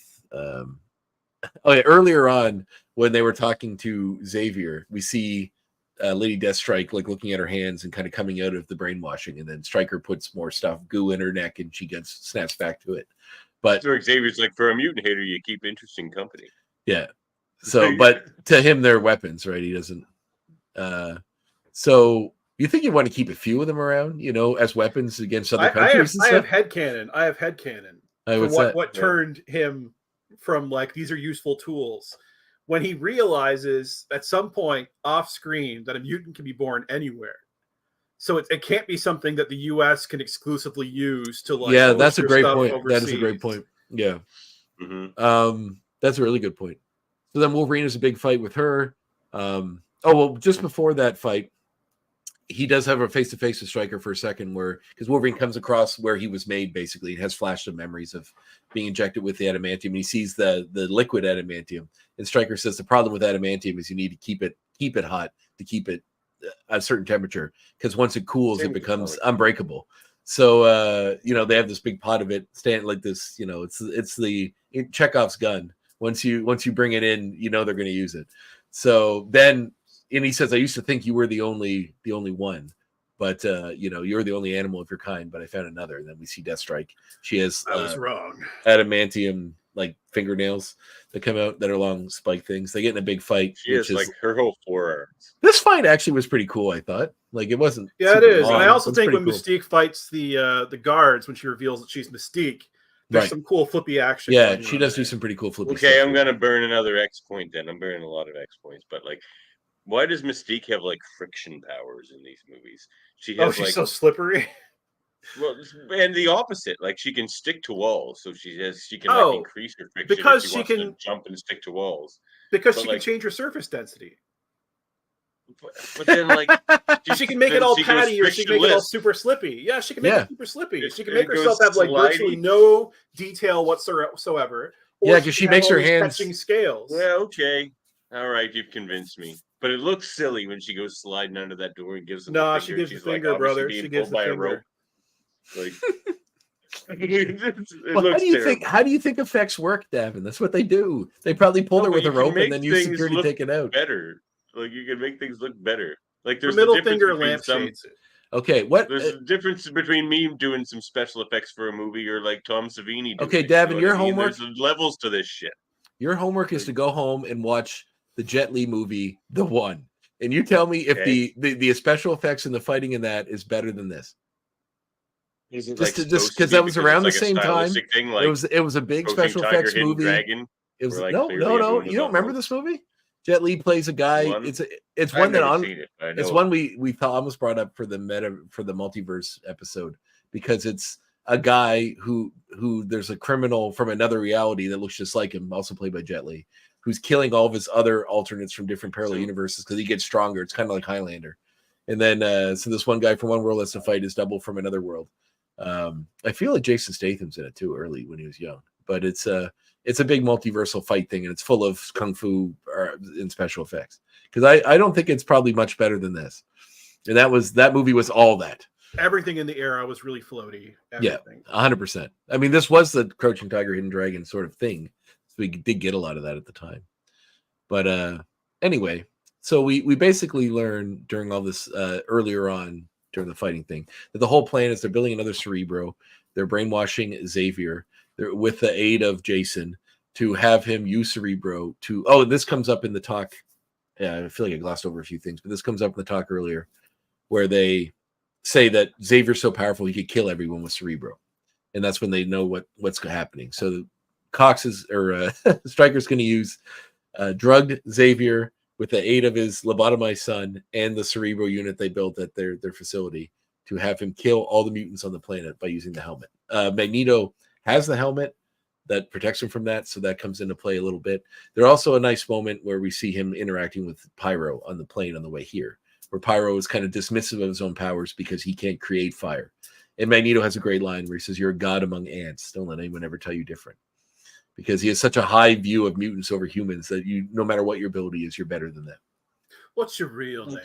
Yeah, and he says his real name is Pyro. He does John's his human name. That's cool. Yeah, I do like that.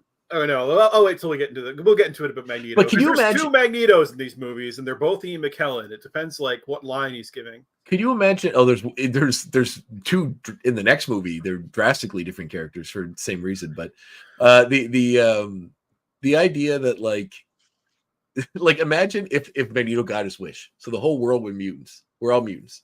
None of us have regular names anymore. All our names are like names we chose to match our powers. How many Pyros do you think are going to be running around? Like, what's the mail system going to look like? It's like, okay, there's 9. Everyone's going to pick a cool name. There's like, all right, well, there's 10 million Pyros on the planet. We've been over this. There wouldn't be 10 million Pyros. In Magneto's plan, everybody just gets slippery water power. Well, we don't know that for sure. That might have been Kelly's specific. We know it. Leech-like power, I guess. I don't know what he turns into. Like goo? Is he Jello? Goo powers. He turns into a fluke worm. That's his power. Yeah, it's not. I mean, some mutants. It's a gamble. Some people get a gross to live forever. Man. Some people get to live forever, and some people become jellyfish men. That's just how they roll the dice. Xavier thing. This Xavier plan for him to use Xavier's power, and the fact that this works if this is the last movie, but if you plan on doing franchise after this is kind of a bad plot to do, I feel like, because everyone in the world now knows that Xavier can do this because they all feel it when he's. Well, they don't know it's Xavier. No, they're never giving an explanation for it. Yeah, they do actually explain it like, later. Certainly, some humans will put this together, so it's like it'll be known by some humans. So the president doesn't even know who Xavier is at this point because Xavier introduced himself later. Well, Xavier gives him like a file that explains a lot of stuff. It must like cover at least kind of what happened. Yeah, I would assume so. But for me, though, it's just everyone should be gunning for Xavier all the time. Every X-Men movie after this. Well, he does kill all the X-Men and make the world worse in the Logan. So maybe they should have killed him. Yeah, Logan picks it up again. So during all of this this fighting, as I mentioned, all the Wolverine manages to pierce Deathstrike with the injector for the adamantium, filling her with adamantium, and you see it running out of her eyes, killing her, and she falls into the adamantium. Yeah, her eyes were like bright blue throughout the movie, but then they turn back to like a normal human color, like her natural brown, and then she looks and the tears come out of her eyes, and she hardens and falls in. Which, like, we know she didn't want to be there. She was brainwashed just like the rest of them. So she's incredibly tragic. There is like a shot of like Wolverine reacting in like an aghast way, like, yeah, I've done this awful thing, but it does get brushed off very quickly. Very quickly. I mean, when she sinks into the tank, her head hits the bottom, and it sounds like a bowling ball. Like, yeah. Boom. Yeah. Well, I think it's to show how heavy she is with all that. Oh yeah, with the adamantium, but she goes out in a brutal way, man. Like, so her internal organs got surrounded by molten hot fucking. Yeah. And even if you had I don't know how deep the healing factors work in the movie, so maybe you're still kind of alive and you're just stuck in a watery grave. Just Who knows?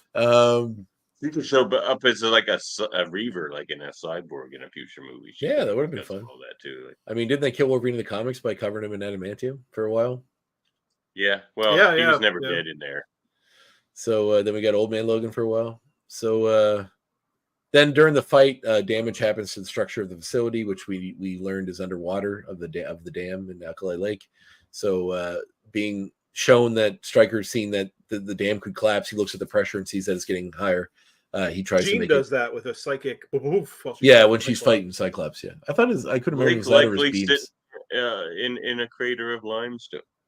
Well, they did actually mention her powers are becoming a little ever since the first X-Men movie. Her powers are becoming unstable. So Stryker goes to leave, and meanwhile, Xavier, who in his psychic visions being sent to him by Jason, he's seeing a little girl or boy, it's hard to tell, with different colored eyes that represents Jason. Walking him through through his own facility. Like in Xavier's mind, he thinks he's looking for friends for them because of what's being done to him, but actually what they're doing is having eventually all of the mutants start being hit with the beam from Cerebro. But they're on the other side of the locked door. They can't get in which Nightcrawler uses powers to bring Storm in. It's kind of a leap of blind faith, as we do learn that he's into God stuff and he's very religious. To go through the door because he can't see what's on the other side. He might teleport in a wall. So it's fairly safe to say if you can teleport 3 feet ahead of the wall, you're probably not going to be in a wall, right? Or 2 feet. So anyway, they would have added more stakes for that. Like they keep saying how he can't do this. That is true. Yeah, it's an underwhelming sort of like. Maybe if his hand was in the wall, and then we got like some violent or somebody or finger or something. To teleport somebody else. Yeah, and they end up with a foot in the wall or something. Like just add some stakes. But. That's fair. That's a good point. So they can't break Jason's hold on him. I don't know why they just didn't kill Jason or at least knock him out or punch him or something. They say just push him off the. Yeah, he's on a wheelchair. He can't do anything. If it was abrupt, it would kill Xavier. That's true. They do say that. So Storm uses her powers to. There's one quick shift here. So Magneto, when he's in there fucking everyone up, he goes into the facility, and actually Jason is already dispatched, isn't he, at this point? No, Jason's there. Magneto points to his helmet, like. So they can't do anything, and then uses Mystique, disguised Stryker, to come in and give Jason other direction, which is to attack humans instead of mutants, essentially killing 7 billion people, which is there's 6.5 billion people on the planet, which is monstrous. Like this is where I'm like, this Magneto is a monster. Like he's yes, but. Mm-hmm. It was almost done to his people a second before. Fair enough. He's just like, I can't give these people another chance. Yeah, that's fair enough. They're full of strikers, baby. Got to get them out of here. So then the beam attacking the people goes to the humans, and they realize what's going on.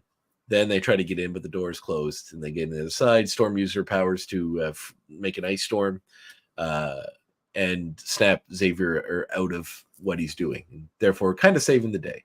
And then escaping before the dam explodes. But while this is happening, Stryker is leaving, but Wolverine gets ahead of him. And they have I love this interaction between them. It's it's the best scene I've of the seen movie. my cat again. Yeah, no problem. What, do your cat eat every hour?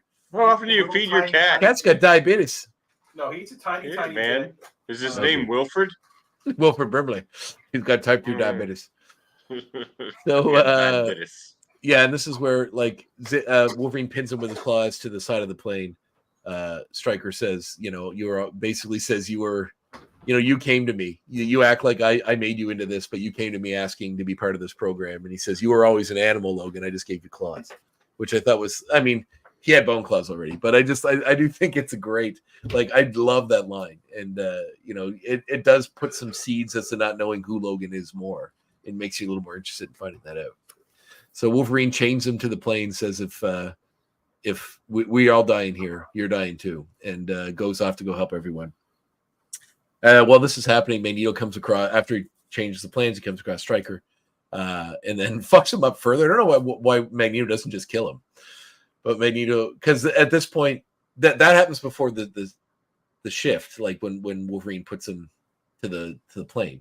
But then when all the humans are being attacked, Magneto comes out and sees him being infected by Xavier's powers and says something along the lines of, I can't remember what he says exactly. Something like, you're going to die here or something, or you're never get a chance to do this again. And then I don't know why Magneto just didn't just straight up kill him. But then as the X-Men are escaping later, the Wolverine's holding one of the kids. They're all getting to the plane, the jet who Rogue is trying to fly so they can help them get out of there. Wolverine sees Stryker chained to a rock a little further down in the woods and goes up to him, and Stryker offers him answers, says, if you save me, I'll give you all the answers. He goes, would you rather, who has all the answers, Logan, me or that beast, that creature that you're holding, that little kid, which is the tongue kid from another Artie. And then Wolverine says, I'll take my chances with him, and leaves, which is kind of bringing full circle. The family he has now is more important than answers to him. So for now anyway. So then we see the flood coming in as the dam breaks. No answers that way. Wolverine in the next immediate shot is a picture of Xavier. So they're hinting at Xavier can still give him answers if he chooses. Possibly so. Or, Fox is like, someday we'll make a Wolverine movie because he's popular and we'll figure that out then. Which they did, and it's horrible. Both of these movies have been Wolverine. So then all of the dam breaks, all the water comes in. We see Stryker get washed away, kind of. We don't really see it, but we see it just descending on him. Jean stays behind and locks them all in the plane to hold back the water so they can get out in time. Cyclops, of course, has a hard time with that, but she made her choice, and she speaks through Xavier, saying she's sorry, but that's what she has to do to save everybody.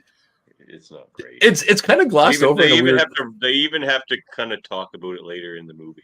They even say, "Why didn't she do it from the plane?" And he says she made her choice. Exactly. Yeah, which is like, but that doesn't really explain. anything. Yeah, I know. I agree with you on that. No, it's.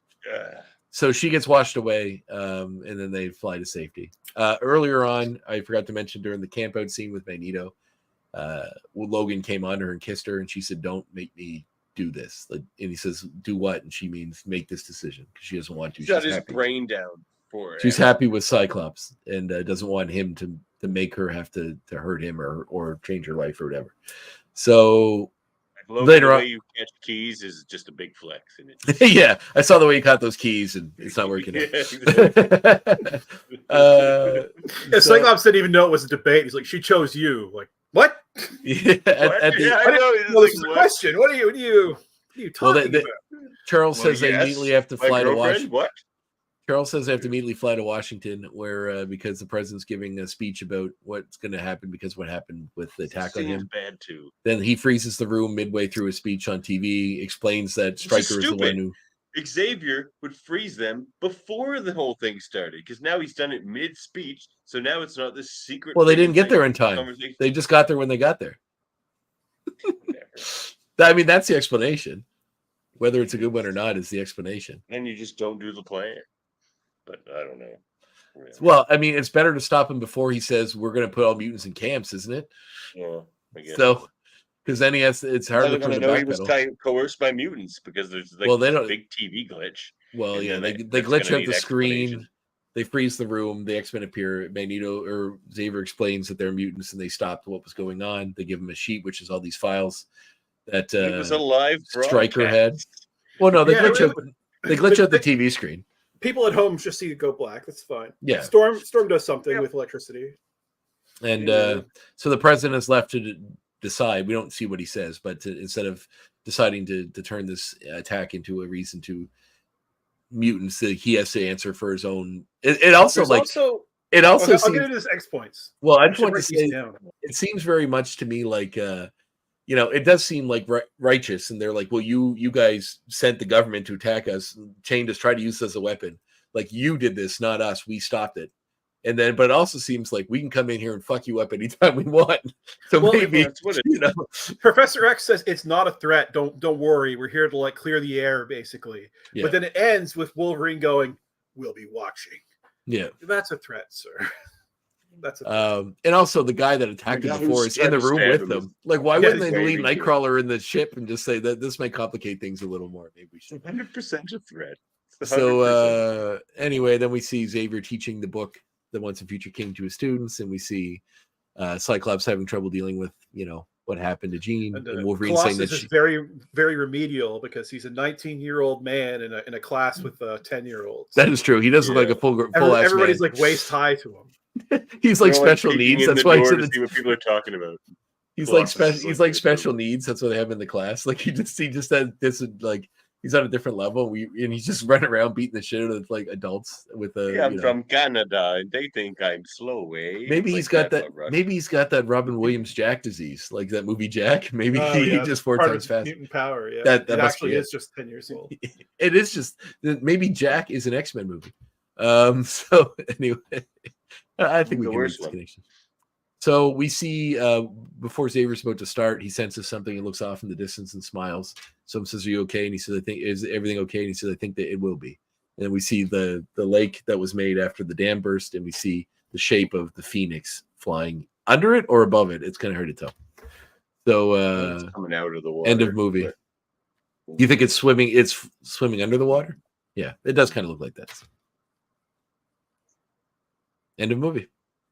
Oh, and then we get the same speech from the beginning of X-Men 1 by Jean Grey by Jean. overlaying this. So yeah, end of Which film. is annoying because they use like this is something we talked about on my Star Trek podcast where we had a professional doctor of biology on the show, Oh, and he's Dr. Bio. annoyed about how they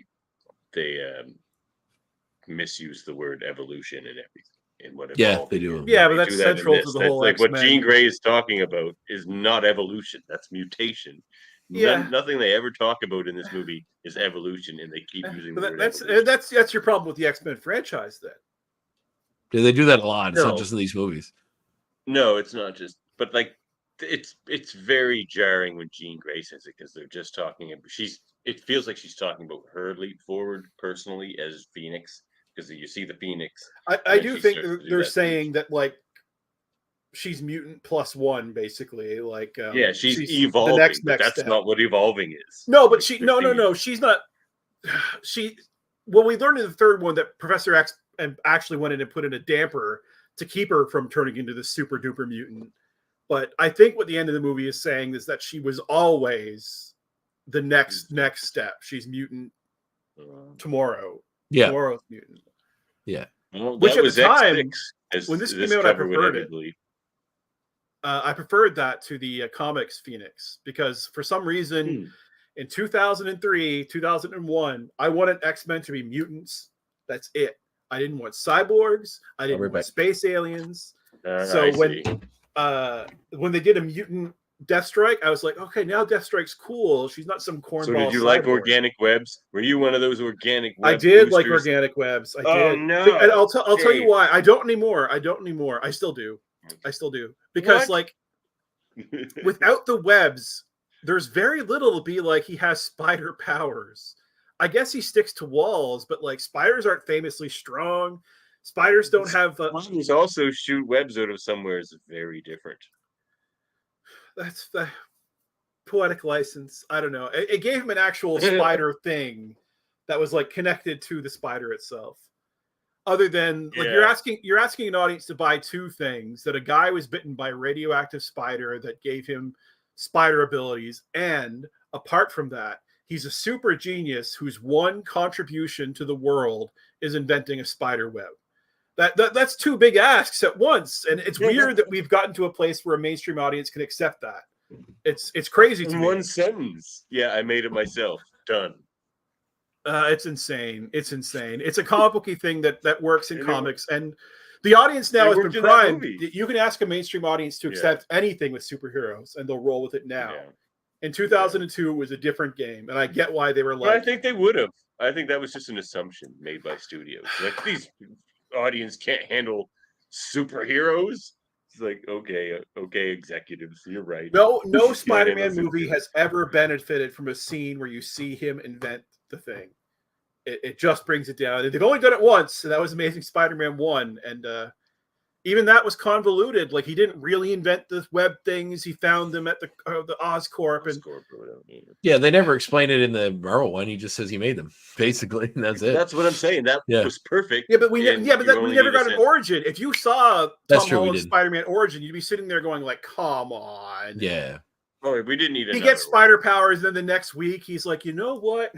The whole movie should be him just developing the webs. Even the 90s at the end, series he finishes that music to win. The 90s animated series, he goes, I always thought that probably the spider gave me the knowledge to create the chemicals, because like I never invented anything else. I mean, I'm smart, but I'm not going to the moon.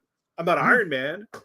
Well, the comics make him that now. At this slightly different. It's not about, yes, he got bitten by a spider, but it's not so much important the fact that he has all these abilities that pertain to the abilities of a spider. It's like a Batman thing. He's Spider-Man because he dresses like a spider. No, he has spider powers. That's secondary. Yes, of course he has spider powers. That's second. I'm saying that I like. That's not why he calls himself Spider-Man. Because it's more spider-y. It's the really spideriest thing the spider gave him. But my thing with like doubting that a mainstream audience in 2003, 2002 could accept those things at once is like, okay, it's Terminator. And yes, this robot came back in time from the future when we have time travel and robots and blah, blah, blah. And also he's got a magic wand. What? Magic? What? Why is there a magic wand in this? You already told me that there's a time traveling robot and now he's got magic? I want to see this movie. Spider, the power should come from the spider that bit him. There shouldn't be an extra thing where he's like, and then on the weekend I invented these. Like, it's silly, it's stupid, and we're at a place now where we can accept it because it's been around so long. But it's bizarre. It's bizarre. Well, you can't be chained to the source material because like they have to make a movie. Like on my other podcast, I talked to someone that was involved with marketing and movies for a very long time recently, and he was saying, like, you need to there's a difference between a good adaptation and a good movie. Hopefully, something can be both, but not. It's tough sometimes, right? Like, I mean, there are some movies that are really great adaptations, not necessarily great movies. So you got to walk a line because you're not just appealing to the comic fans that know all the comic stuff. Because honestly, in the grand scheme of things, especially now, most of the audience aren't comic fans. I don't know. The most direct adaptation in a Marvel movie was also the best one, I think, which is Winter Soldier. Yeah, was it just an adaptation? No, it wasn't direct. It wasn't direct. We didn't have time travel with Dr. Faustus and all that stuff. We didn't get all that stuff. It's not that direct. It's all the crazy elements are taken out. The thing doesn't ultimately end with Captain America getting struck with a time bullet. Yeah, exactly. I was going to say. It's just like, okay, like Superman comes down, you're like, oh wow, what's your deal? Well, I came from a dying planet called Krypton, and because of the yellow sun, I have all these wonderful powers. Oh, you can fly because of the yellow sun? Oh no, those are a pair of super boots I got from a what? Why are there two things? You only need one fucking thing. He flies because of super boots? No, he doesn't. But I'm saying that would be the mechanical web shooters. The only exception, and this is me like totally contradicting what I just said, is all the best X-Men have an extra thing. Yeah, beyond being a mutant. It's like you're a mutant, but you went through this experiment. You're a mutant, but always you're a mutant, but you're a mutant, but you're a master thief. Yeah. Did you notice? Well, I'll make it as the next point. Are we on All next right, point? let's move on. Anyway, that was a Move on to spirited our next- discussion about Sam Oh. Raimi's Spider-Man. It sure was. Well, we'll get to that. Each of us will have to look into his own heart and decide. You gotta decide here, fellas. Who wants to decide first? I don't know how we should do it because we know it's going to go like. Well, Dave, no, you go I ahead. might outdo Andre. Dave, you go ahead. Let's go André first. All right, I gave the first one an 8. This is better, so it's a 9. This would be easy, so all right, let's do that. All right. I mean, it has its issues for sure, but honestly, like as a fun, like carrying on what they did in the first one and trying to juggle as many characters as they did and have a cohesive story and do what they do, I think they did a pretty good job, and I really enjoyed. And this film. there was no handbook to how to condense all this stuff down into a superhero team movie where there's like 90 different powers. yeah, exactly. And I feel like there are as certain guests of our show that I think would disagree with that statement. even adaptation, well, yeah, but there's no. They did this better in a cartoon in 20 minutes. No, they did it better in a No, cartoon they that had didn't. 100 Yes. episodes. They did it over the No, course of a it's done season. better in Yeah. the pilot. The pilot is 40 minutes, and it is better in explaining the X-Men and building. Oh man, a world. would you imagine what the budget for that pilot, those first 2 episodes as a live Yeah, action the- movie would would have have been been in The this Giant movie? Sentinels. Yeah. It would have been awesome. But yeah, I Yeah. to my score, I also gave it a 9. Yeah. I think it was a 9 really when it enjoyed came this out, movie. and I think it's a 9 today. I I'm actually think it watches better now than it did 10 years ago. I'm surprised how much I enjoyed Oh, I it. disagree. I'm surprised how much I enjoyed it again because I thought I would have more umbrage with stuff because I liked it a lot as a kid. But there was The also a last desert of horror movies Marvel movies when I was a kid. Like you didn't get a lot of superhero movies, right? No. This is the first big one aside from Blade, and then the DC ones from the 70s and 80s. The last time I watched it, it was like the thick of the MCU's popularity. Like this was like Marvel showed you this is how you do it. So when I watched it the last time, the tone difference was really like goofy to me. Like, but watching it now that I'm like so thoroughly sick of the MCU formula, I found it like very refreshing the way they handled things. Yeah, I did too. All right, so Davin's giving it like a 4. I'm gonna guess. What are you gonna do? It didn't hold up as I loved this movie back in the day, but for me, I was just bothered by too many things now. Yeah. See I found more choices I didn't like. This is like, the root of the issues I have with your when you talk about these things. I much prefer like what you just said is the reason for most of your issues.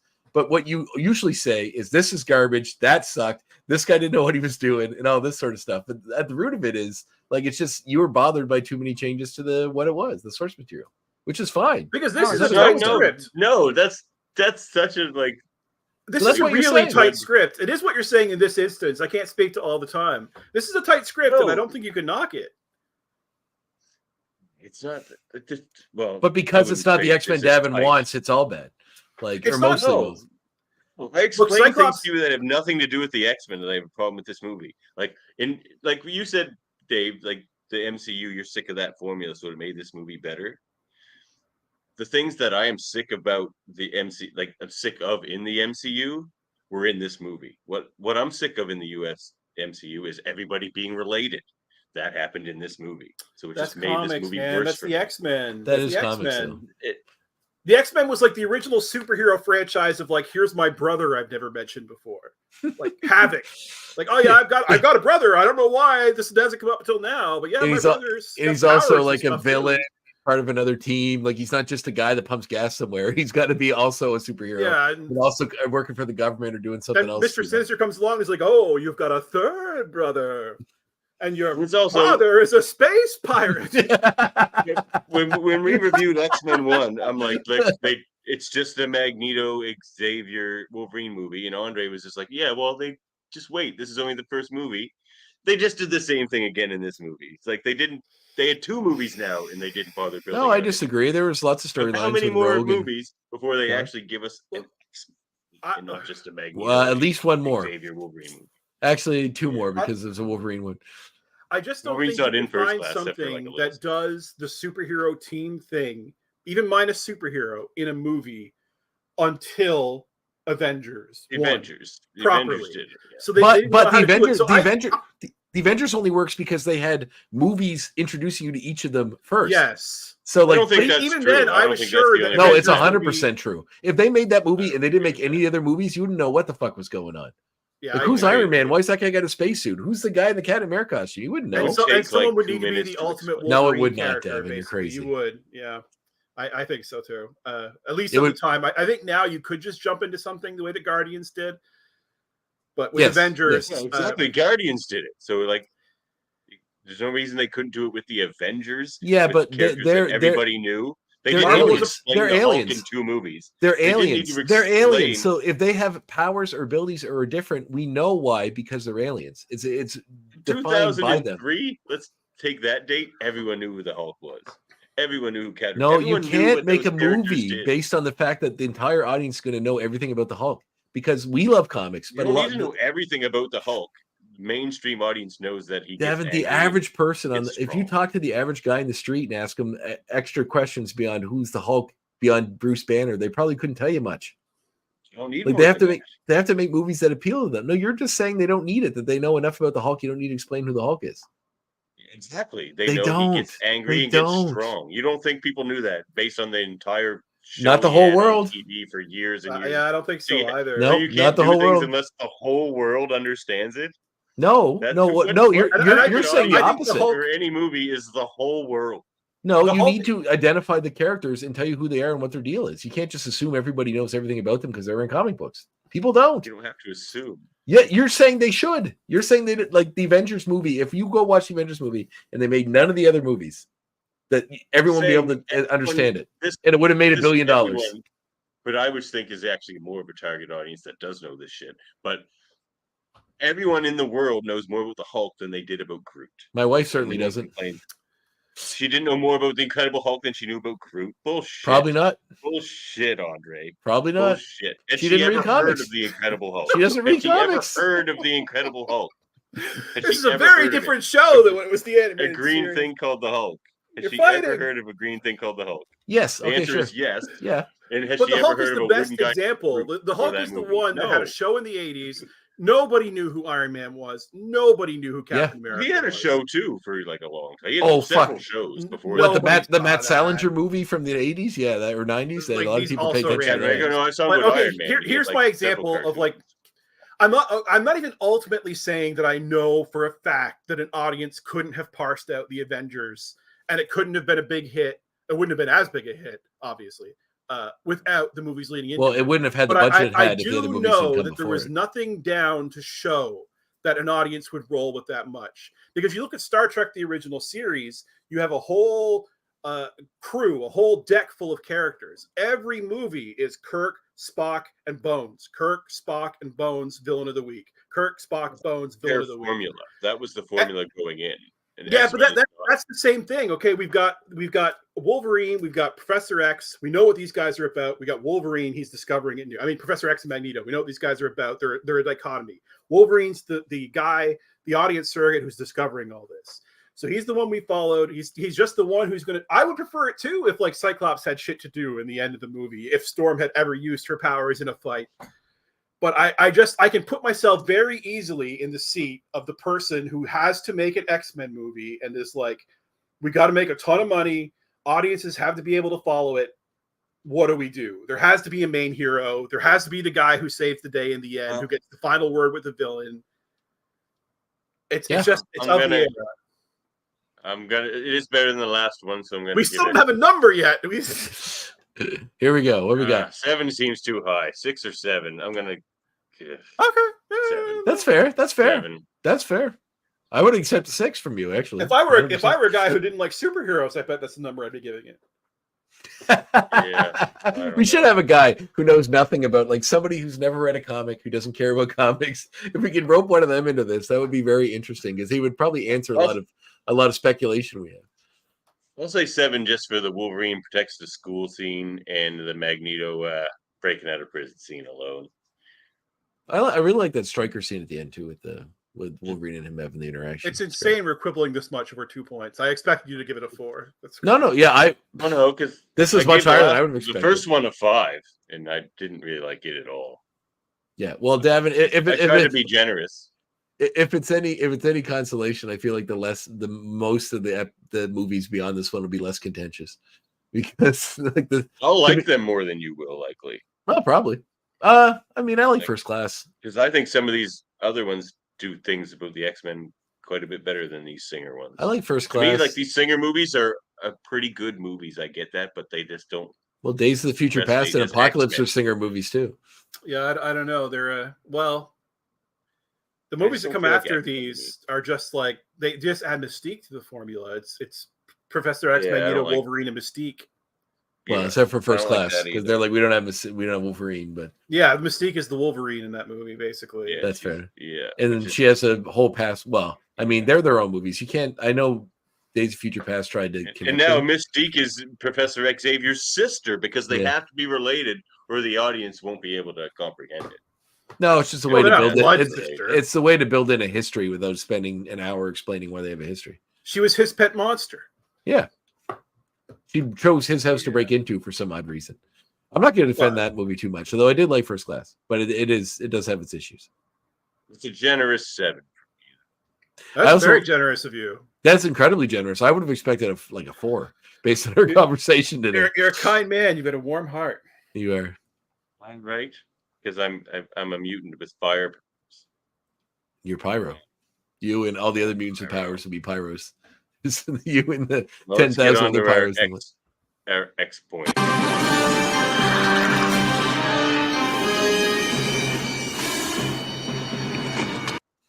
Let's just fire through these quick because we are getting along in the tooth here. Let's just all say our likes, and then we'll all go say our dislikes. But we have 3 each, or 3 or 2, or how are we doing this? I have 5. Okay. Didn't write them down. All right. Well, we'll go first, Dave, and give you time. I went with the opening scene. It was fine. Magneto. Remember you talked about Murphy sounding bored, Davan, when he does this? This is what you sound like. Like, it was fine. Well, look, I'm talking about my likes in this movie. All right, go ahead. Yeah. You gave it a 7. I mean, you should have a lot of likes. That's generous. I feel like I should go back and change it to a 6. To be honest with you, it's fair. You know, I think you should too, because I would accept that. Sound like a 7. I would accept that. Yeah, I'm going back. 7. I think André and I peer pressured you. Yeah, I kind of think we did too. Yeah, maybe. Well, I was trying to put myself in the perspective of young me who did like this movie, but like young me loved this movie. My young me probably watched this movie 100 times. No, maybe not that much. Yeah, me too. Me too. X-Men 1 was the first movie I ever saw in the theater more than once. Yeah, I think it probably would have been for me too. What? Yeah, I'm with that. Oh my God, it's writing the stuff down that I say. What is? My phone. So the opening scene, the Mags, you should have killed me when you had the chance. I like that because it's not the usual villain delivery of that line, which is because I'm going to kill you all. He's saying that because I just killed all your kids, basically. Charles. Sorry. Yeah, it's basically a sorry. So it's like a regretful one, not a threatening one. It's just a different delivery of that line, which I liked. Colossus looks cool. I like that. The Mag's escape, Magneto's escape, is one of the great scenes. And Stryker. I don't like that final twist at the end as much, but what twist? The twist is the son? Well, not twist. Yeah, it's his son. I just didn't need it. I liked him more as just this kind of just kind of military fanatic kind of guy. Yeah, I'm trying to think of an example in a movie where you can find that where it's not that, where it doesn't make, there's some military dude you don't. I can't think of anything. I was thinking of the Apes movies, but they obviously had a reason to hate the apes because the whole human race got destroyed. So by the time you got to the third one, the military guy has a lot of baggage that's unrelated to an ape hurting him directly. But yeah, anyway, sorry. Continue. So what are your likes, André? Well, I love Brian Cox I really think he's a fantastic villain in this movie. His line delivery is very Shakespearean, much like in his own. He's a great actor. He's fantastic. I like the stuff with his son. I like the coldness of his character. I like the teasing of the Wolverine stuff. All that stuff with him I thought was really good. I really, really, and even his line at the end with Wolverine, I always thought that you're always an animal. I just gave you claws. It's such a great line. And he delivers it so well too. And even when Wolverine's like digging him with the claws, he sounds kind of pathetic the way he's screaming. It's not even like a manly scream. He's like, ah, like, yeah, it's like which shows that he's not like his bravado is strong when he's got brainwashed mutants beside him, but when he's literally at the mercy of one, it all falls away, and he's begging Wolverine essentially to let him go and to give him all his answers and join him, and they'll be friends. But he still can't help himself because he calls Wolverine an animal, which Wolverine picks up on, and is what kind of hinges back against him. I think I like the line of his better about like, I recognize my work. I love that line. Yeah, that was really good too. That I like Nightcrawler's design. I did like the costume. I get you didn't like it, but I thought like the scars on his face is like, they have two blue people in the movie. They have to differentiate them somehow, and this is the way they chose to do it. I know Cumming was chosen. One's a woman and one's a man. That differentiates them. Well, already. I'm not saying I couldn't follow it if there were two blue people that weren't a man and a woman, but like that's what I mean. Like I don't understand who these supposed audience people are who are that dumb, and are there that many of them spending money? No, I agree with you. Studios often, but in the comics, that comes up the very first time that Mystique and Nightcrawler meet. Nightcrawler's like, "Why do you look so much like me?" And she's like, "Ask your mom." And then like the seed is planted there, and then it turns out that his mom's not his mom. He was adopted, found it at whatever, and like that's all. That's X-Men, man. That's like Claremont had a plan there. Claremont had a plan. Miss Destiny was always going to be Nightcrawler. No. Apparently, he said that 20 years ago in an interview, like 25 years ago. That was one of the things they batted around, but that wasn't the original idea.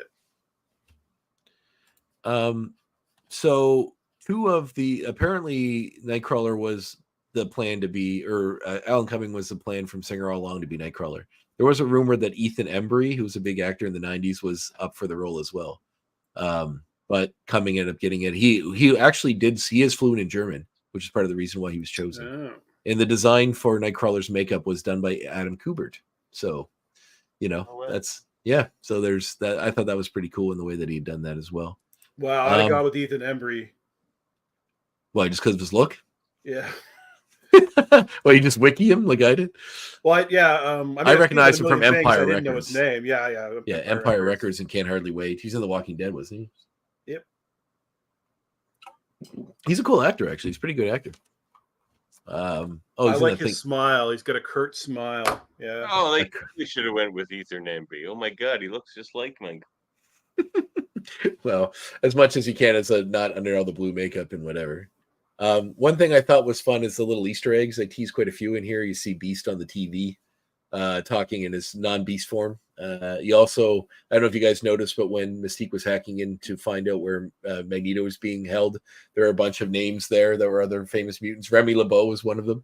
So I thought that was a nice little nod to Quicksilver and Scarlet Witch, Piotr and Wanda. Played by Steve Backett from Andromeda. Oh wow! there's also references to like Franklin Richards is there. Franklin Richards, Project Wide Awake. Like there's a bunch of like Easter eggs there.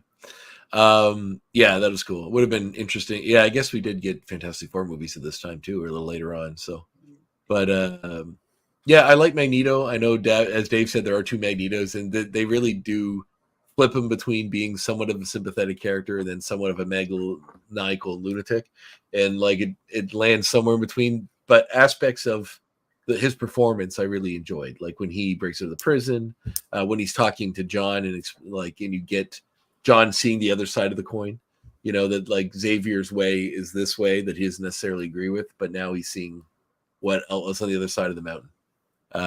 And that's Magneto. When Magneto, I think I forgot to explain that when we did the whole Reddit, but when Magneto was leaving, John joins him and goes off to become a brotherhood of mutants member. I like Sean Ashmore. He's a Canadian kid, good Canadian kid. Handsome guy. Every time I think of him, I think of Animorphs because he was on that show. But I dug his performance in the movie. I know he didn't have a ton to do, but the ice stuff was fun. You don't actually see him fully ice up until the very end of X-Men 3, sadly. But it was cool to see him, in action doing that sort of thing. And I thought the whole siege of Xavier School when they're attacking and all the kids, various powers are coming into play, dealing with them, to an extent. Although I thought it was kind of funny because the end of the first movie literally tells you this is going to happen. Like Magneto says, "What will you do, Charles, when they come to your school?" And he says, "I have a great swell of pity for anybody that would come to that school looking for a fight." They did right away. Unless we're all leaving the kids with a babysitter. Unless we're all out for the evening. They did right away, and they did pretty good. I mean, they got them out of the house. Oh, it's funny because like the government would have the house, right? Like they took the house, they took what they needed from the Cerebro, they did whatever. They didn't just like abandon it and walk away. Like you see it on the news that it's surrounded by like some kind of like military presence or something. Yeah. When they're at Bobby's house, you see an aerial shot of the mansion. Right. Yeah. So who knows of that? I liked all those things. Honestly, I like the script. I think it's a good story. As far as adaptations go of God Loves Man Kills with Stryker's stuff and the way it all manned out, it's pretty good.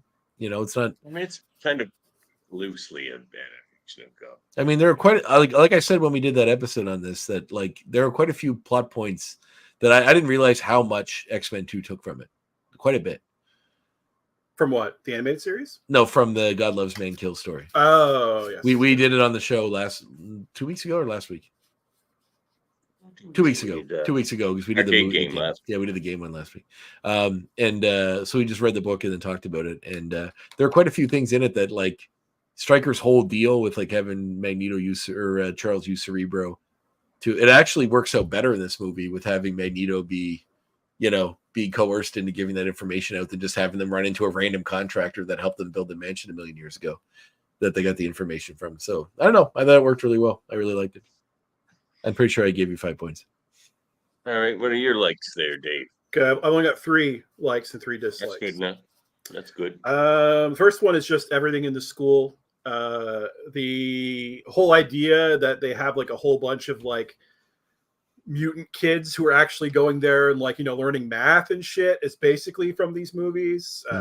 We only ever saw the Gen X kids and the New Mutants learning to use their powers, and they were always like in superhero uniforms. Like I love that whole aspect of it. I love the whole fight scene. I love the invasion.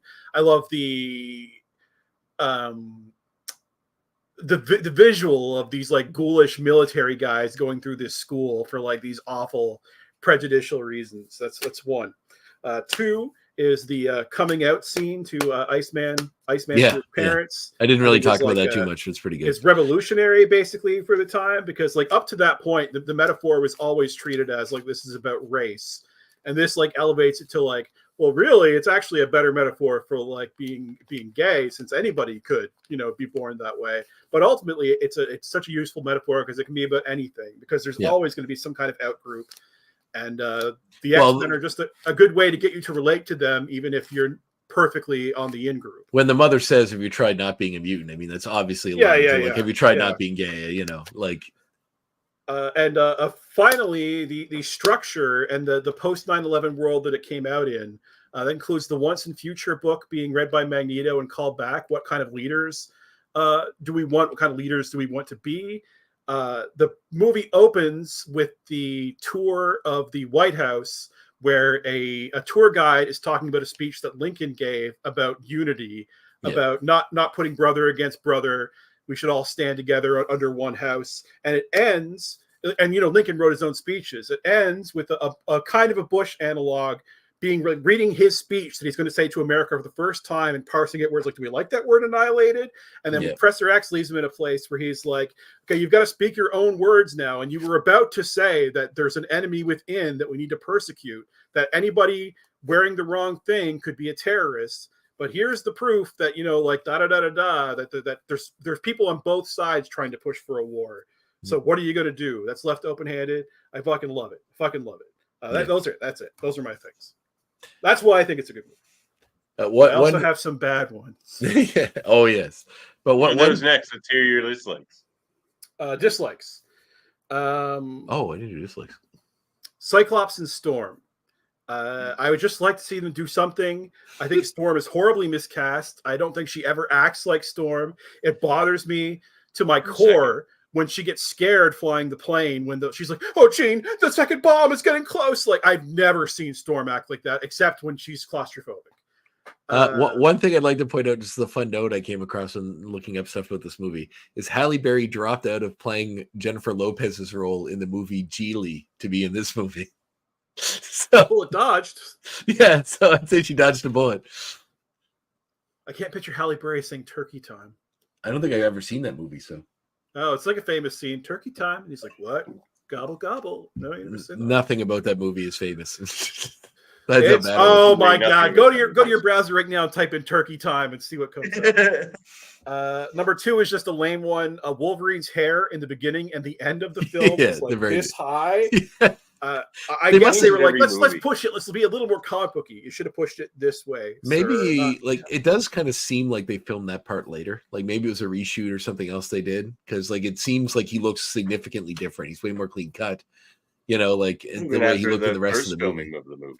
Might have been like they might have just tagged it right on. Oh, it could be leftover footage from the first movie because his hair was much higher in that. I thought of another one, another negative that I didn't put on this list, but we mentioned already. The 2 Magnetos. Been dying to talk about it. It's real bad. Sometimes Magneto is a super serious, understandable, flawed villain. Sometimes he says the most cool, badass things. The like, "What's your real name?" and da da da da. You're a god among ants. And then sometimes he's this snickering weirdo, and he and Mystique come across as like beastly and shrieky from the Care Bears when they're laughing at Rogue. Yeah, when they're laughing at Rogue, and it's like, that's a child who you assaulted. That's what you've done with your hair. Who he was super apologetic to have done that to, according to the last. Yeah, and now it's a big joke. And there's times when he's like running from explosions and his head is down on his shoulders like this, and it's, I don't know, it's bad. But half the time it's really good. And my other one, my big one, is I think, and I thought of this while Dav was talking about it.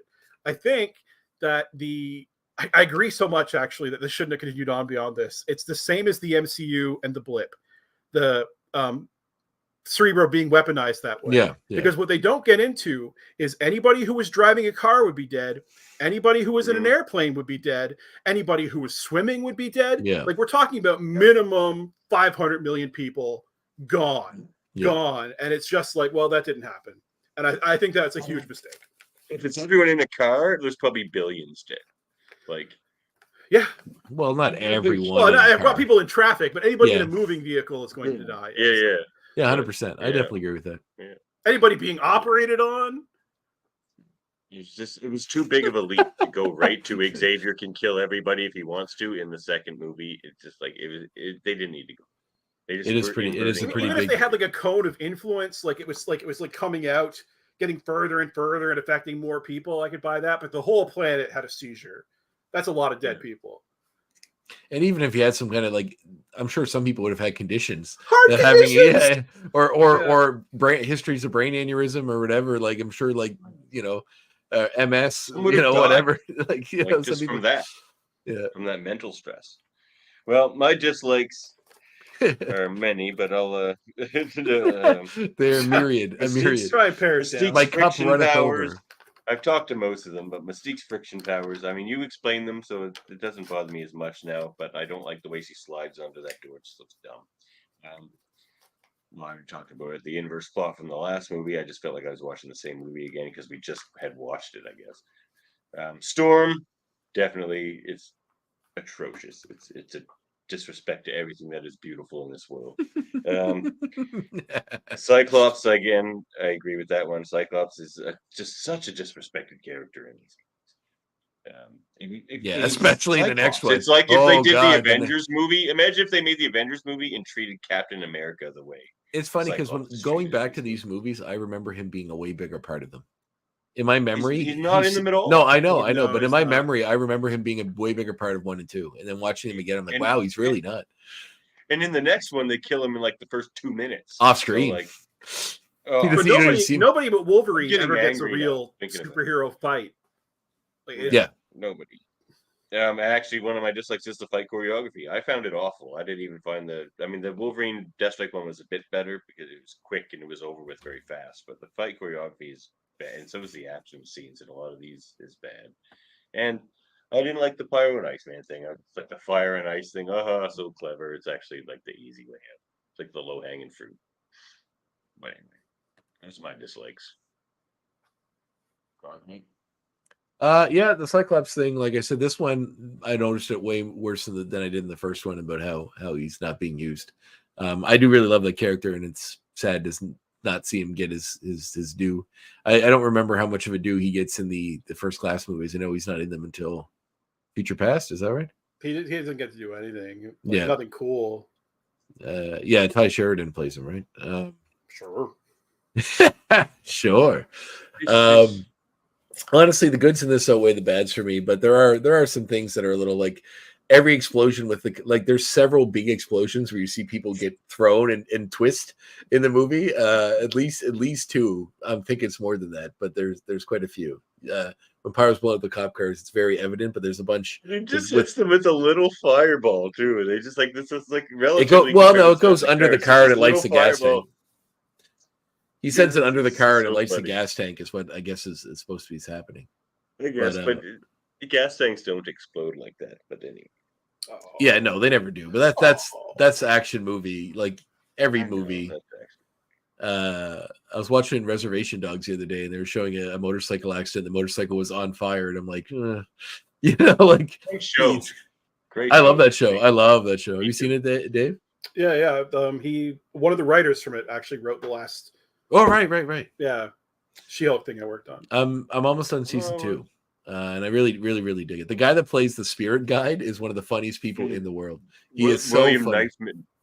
Fuck, he's funny. That's He's so good. Character's name, William Knifeman. He's so funny. He's so funny. Hilarious. Cousin, brother, warrior. friend, warrior, friend, cousin, father. When he just yelling doing the noises. Oh man. He's so funny. Yeah, I would have liked. I disliked that they didn't reuse Sabretooth or Toad. I would have liked to see them continue on. It just seems like a real miss. Sabretooth again. Well, maybe we would have got a better version of him. Or that Toad. Yeah, or that Toad. But I mean, I get that shoehorning them into the story, but the fact we never see them again, except for Liev Schreiber's Sabretooth. And apparently, according to rumors, his appearance, I don't know who will be playing him, but in the X-Men, the Deadpool movie coming up. But it'll be Schreiber. But the idea that they set up these characters and I would have liked to see more of them. I was sad not to see that. I agree that the president thing is interesting. I do find it gives an air of they're trying to be, but like you can come up to someone with a knife in your hand and corner them. If you walk up to someone with a knife in your hand in an alley and corner them against the wall and say, "Look, I'm not going to hurt you. I just want to tell you a great thing about this club I got going on." You're like, if you join this club, it'd be really great for you and your family. But this isn't a threat. I just want you to know that. Anyway, I'll see you at the club. And I just walk away. What do you think is going to happen? Forget about the knife. Would you like to hear about our Lord and Savior Jesus Christ? But even if I didn't have a knife, and I'm a bigger dude, if I walked up to a smaller person or a woman and cornered an alley and said the same thing to her, I mean, that's imposing enough, right? Like anything like that. The president was shown a drastic display of power, also being told that the Xavier could have killed all of the humans because of that. You like that scene at all, actually? I liked this it. Movie just ended, and then it had like 4 more scenes that it probably. I liked it. I just felt like it. Yeah, Wolverine shouldn't have got the last word, but that's one of those. Like, the last word. And just the nature of like the school itself, I find is something that like the fact they take them on field trips. It's just nice, but it's like how do they like? They're all kids who have powers, and the idea that like they're going to put them in public with regular folks and not expect anything to happen with them getting into any issues or using their powers. It's kind of wild. Like almost none of these kids look like anything other than a human child. No, but one of them stuck out his tongue. One of them lit another one on fire. That's one of those like budget things, like with the first Guardians movie, where half the aliens just look like human beings. Yeah. Which makes Star-Lord seem less special, 1, and 2, it's something the MCU has then had to run with, that there are just all these like Kryptonian type alien species that look exactly like humans. It's stupid. Have slightly different eyes or something, like it's just something easy to It's funny because the X-Men comics have the opposite problem, where like unimportant mutants generally look like freaky wackadoo things, so that you can be like that person in the background's a mutant. The main characters are all really good looking. And this, like, the more interesting mutants are main characters, and the background people are all just random children.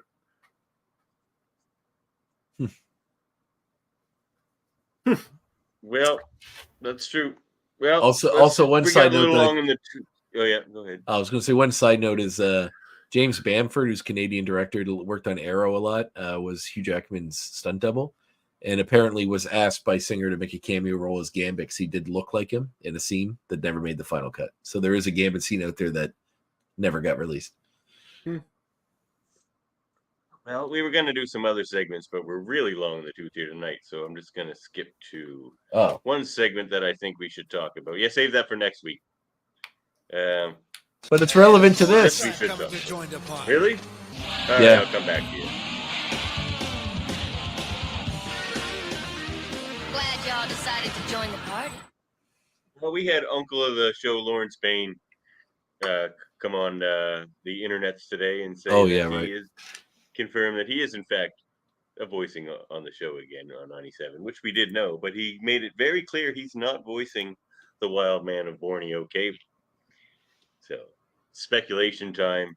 It's probably Strife, but that would be cool, especially with some of the episode titles too, like what is one of them is like the Mutant Liberation Begins or something like that. Here they are. Yeah, so he's like Mutant Liberation Begins. That's a Strife thing. The Mutant Liberation Front. Tolerance is Extinction sounds like it could be a big Strife story. So yeah, I mean, the Strife is probably the obvious guess. Do we have an official date of when this comes out? No. Spring. Oh man, I want it now. I want it now. Spring. They're saying early. Well, early now. Yeah, early has to be before the summer, doesn't it? Yeah, it would be, yeah, for sure. I feel like it's going to come out in like June, and they're going to call that early. But whatever, we'll see. June is mostly still the spring. Okay. Davan, Dave, stop defending your corporate overlords. Yeah. We got cooked on the MCU for a second. I'm an independent thinker. That's true. You're allowed to be. Look, if Marvel is holding you captive, just blink twice. Don't say anything. Okay, good.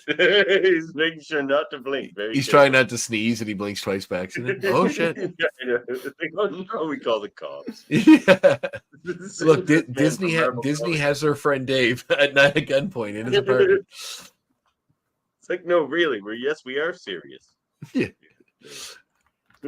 Sir, are you sure? All right, so what do you want me to go back to there, Andre? You told me to come up with some recommendations. Apparently, do you guys have any speculations other than Strife on that Lawrence Bain news? Or you think that's probably what it is? No, that would be pretty cool. It would make sense as to who Strife really is, so that would be pretty neat. It could be Captain America again. That'd be fun. Could be. Could be any random person in Strife's Mutant Liberation Front. Like this, I don't know. Could be anybody. Outside. Could be Zero. No, that would be fun. All right. My only thing was my film recommendation was Bryan Singer. Okay. Bryan Singer selected Brian Cox for the role of Stryker because he's a big fan of his performance in this movie, Manhunter by Michael Mann.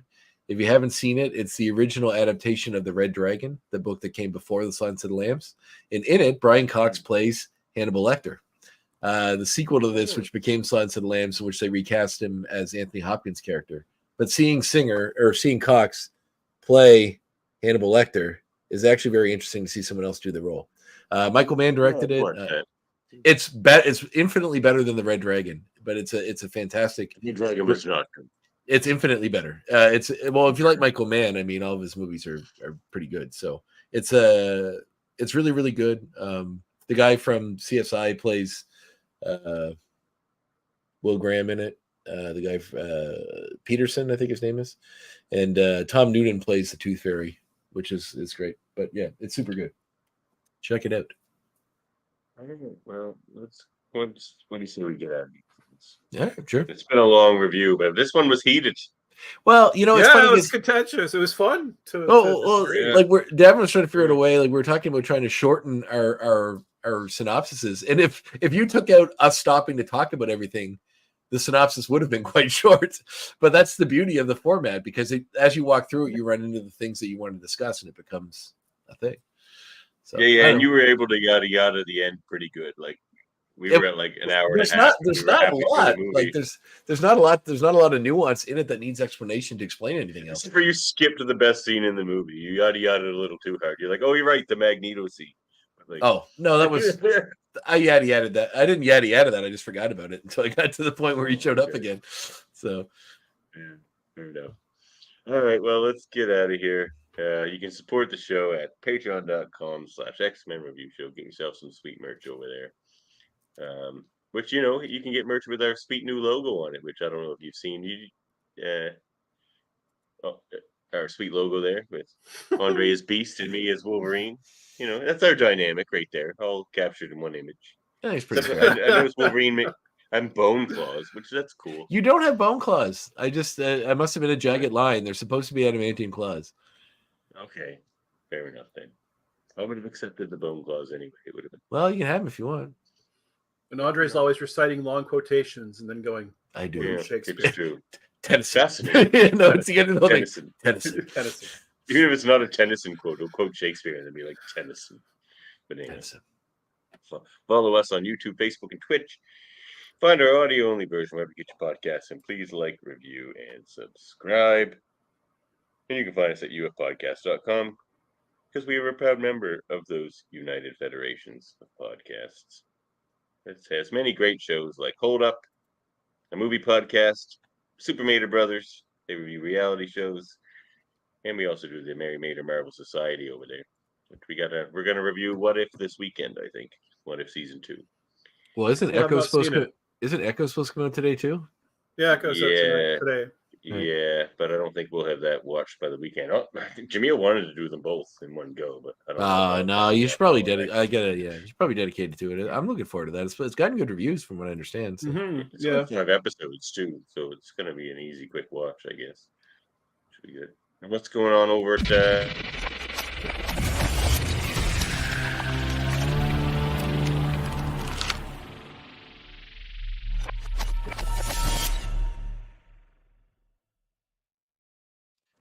Well, a new episode just dropped the Monday Davan with. Skelhorn Production Graphic Histories podcast? Well, I even call you my producer in one of the later episodes in our. I noticed. I noticed. I mean, you don't really produce it in a way that you're more of an organizer because I put everything together, but I do appreciate what you do.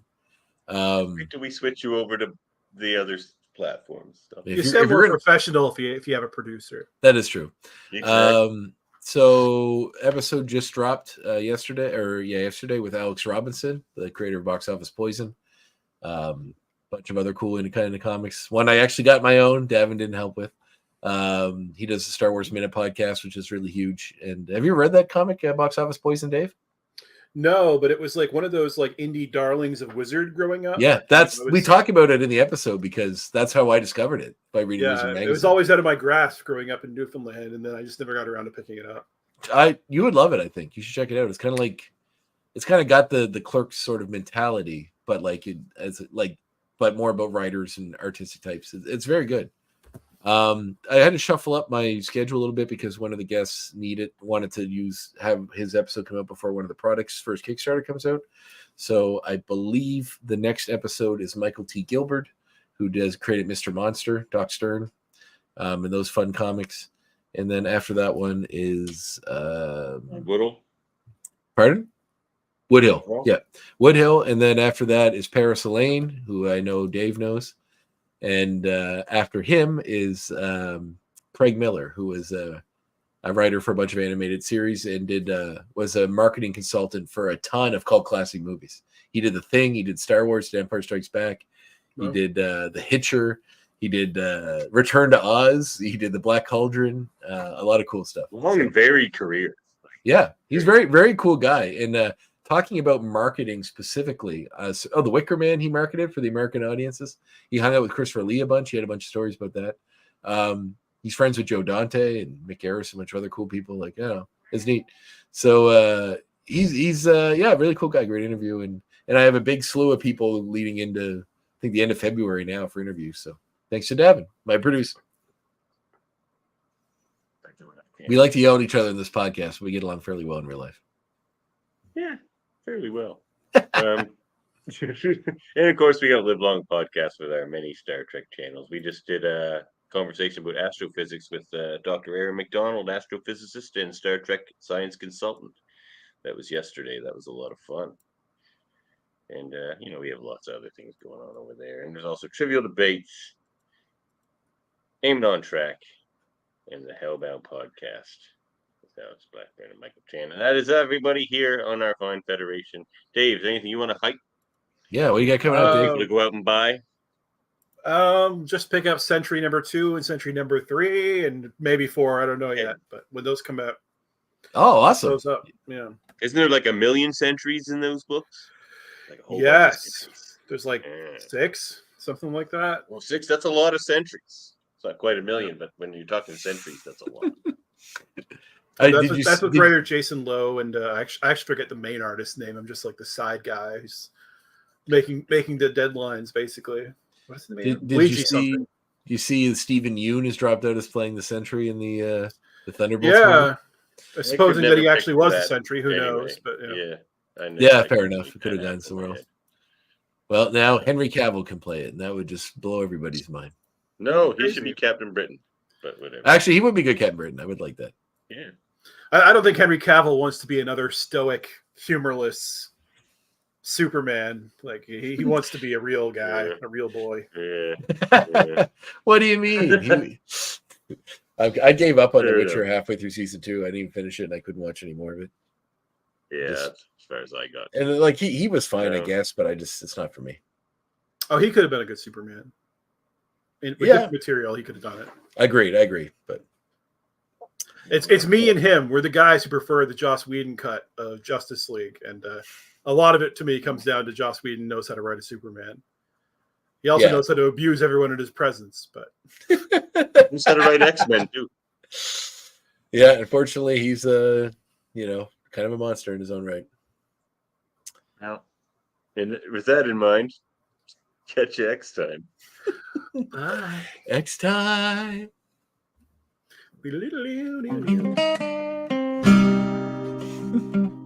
Sing the movie one, Dave. Sing the movie.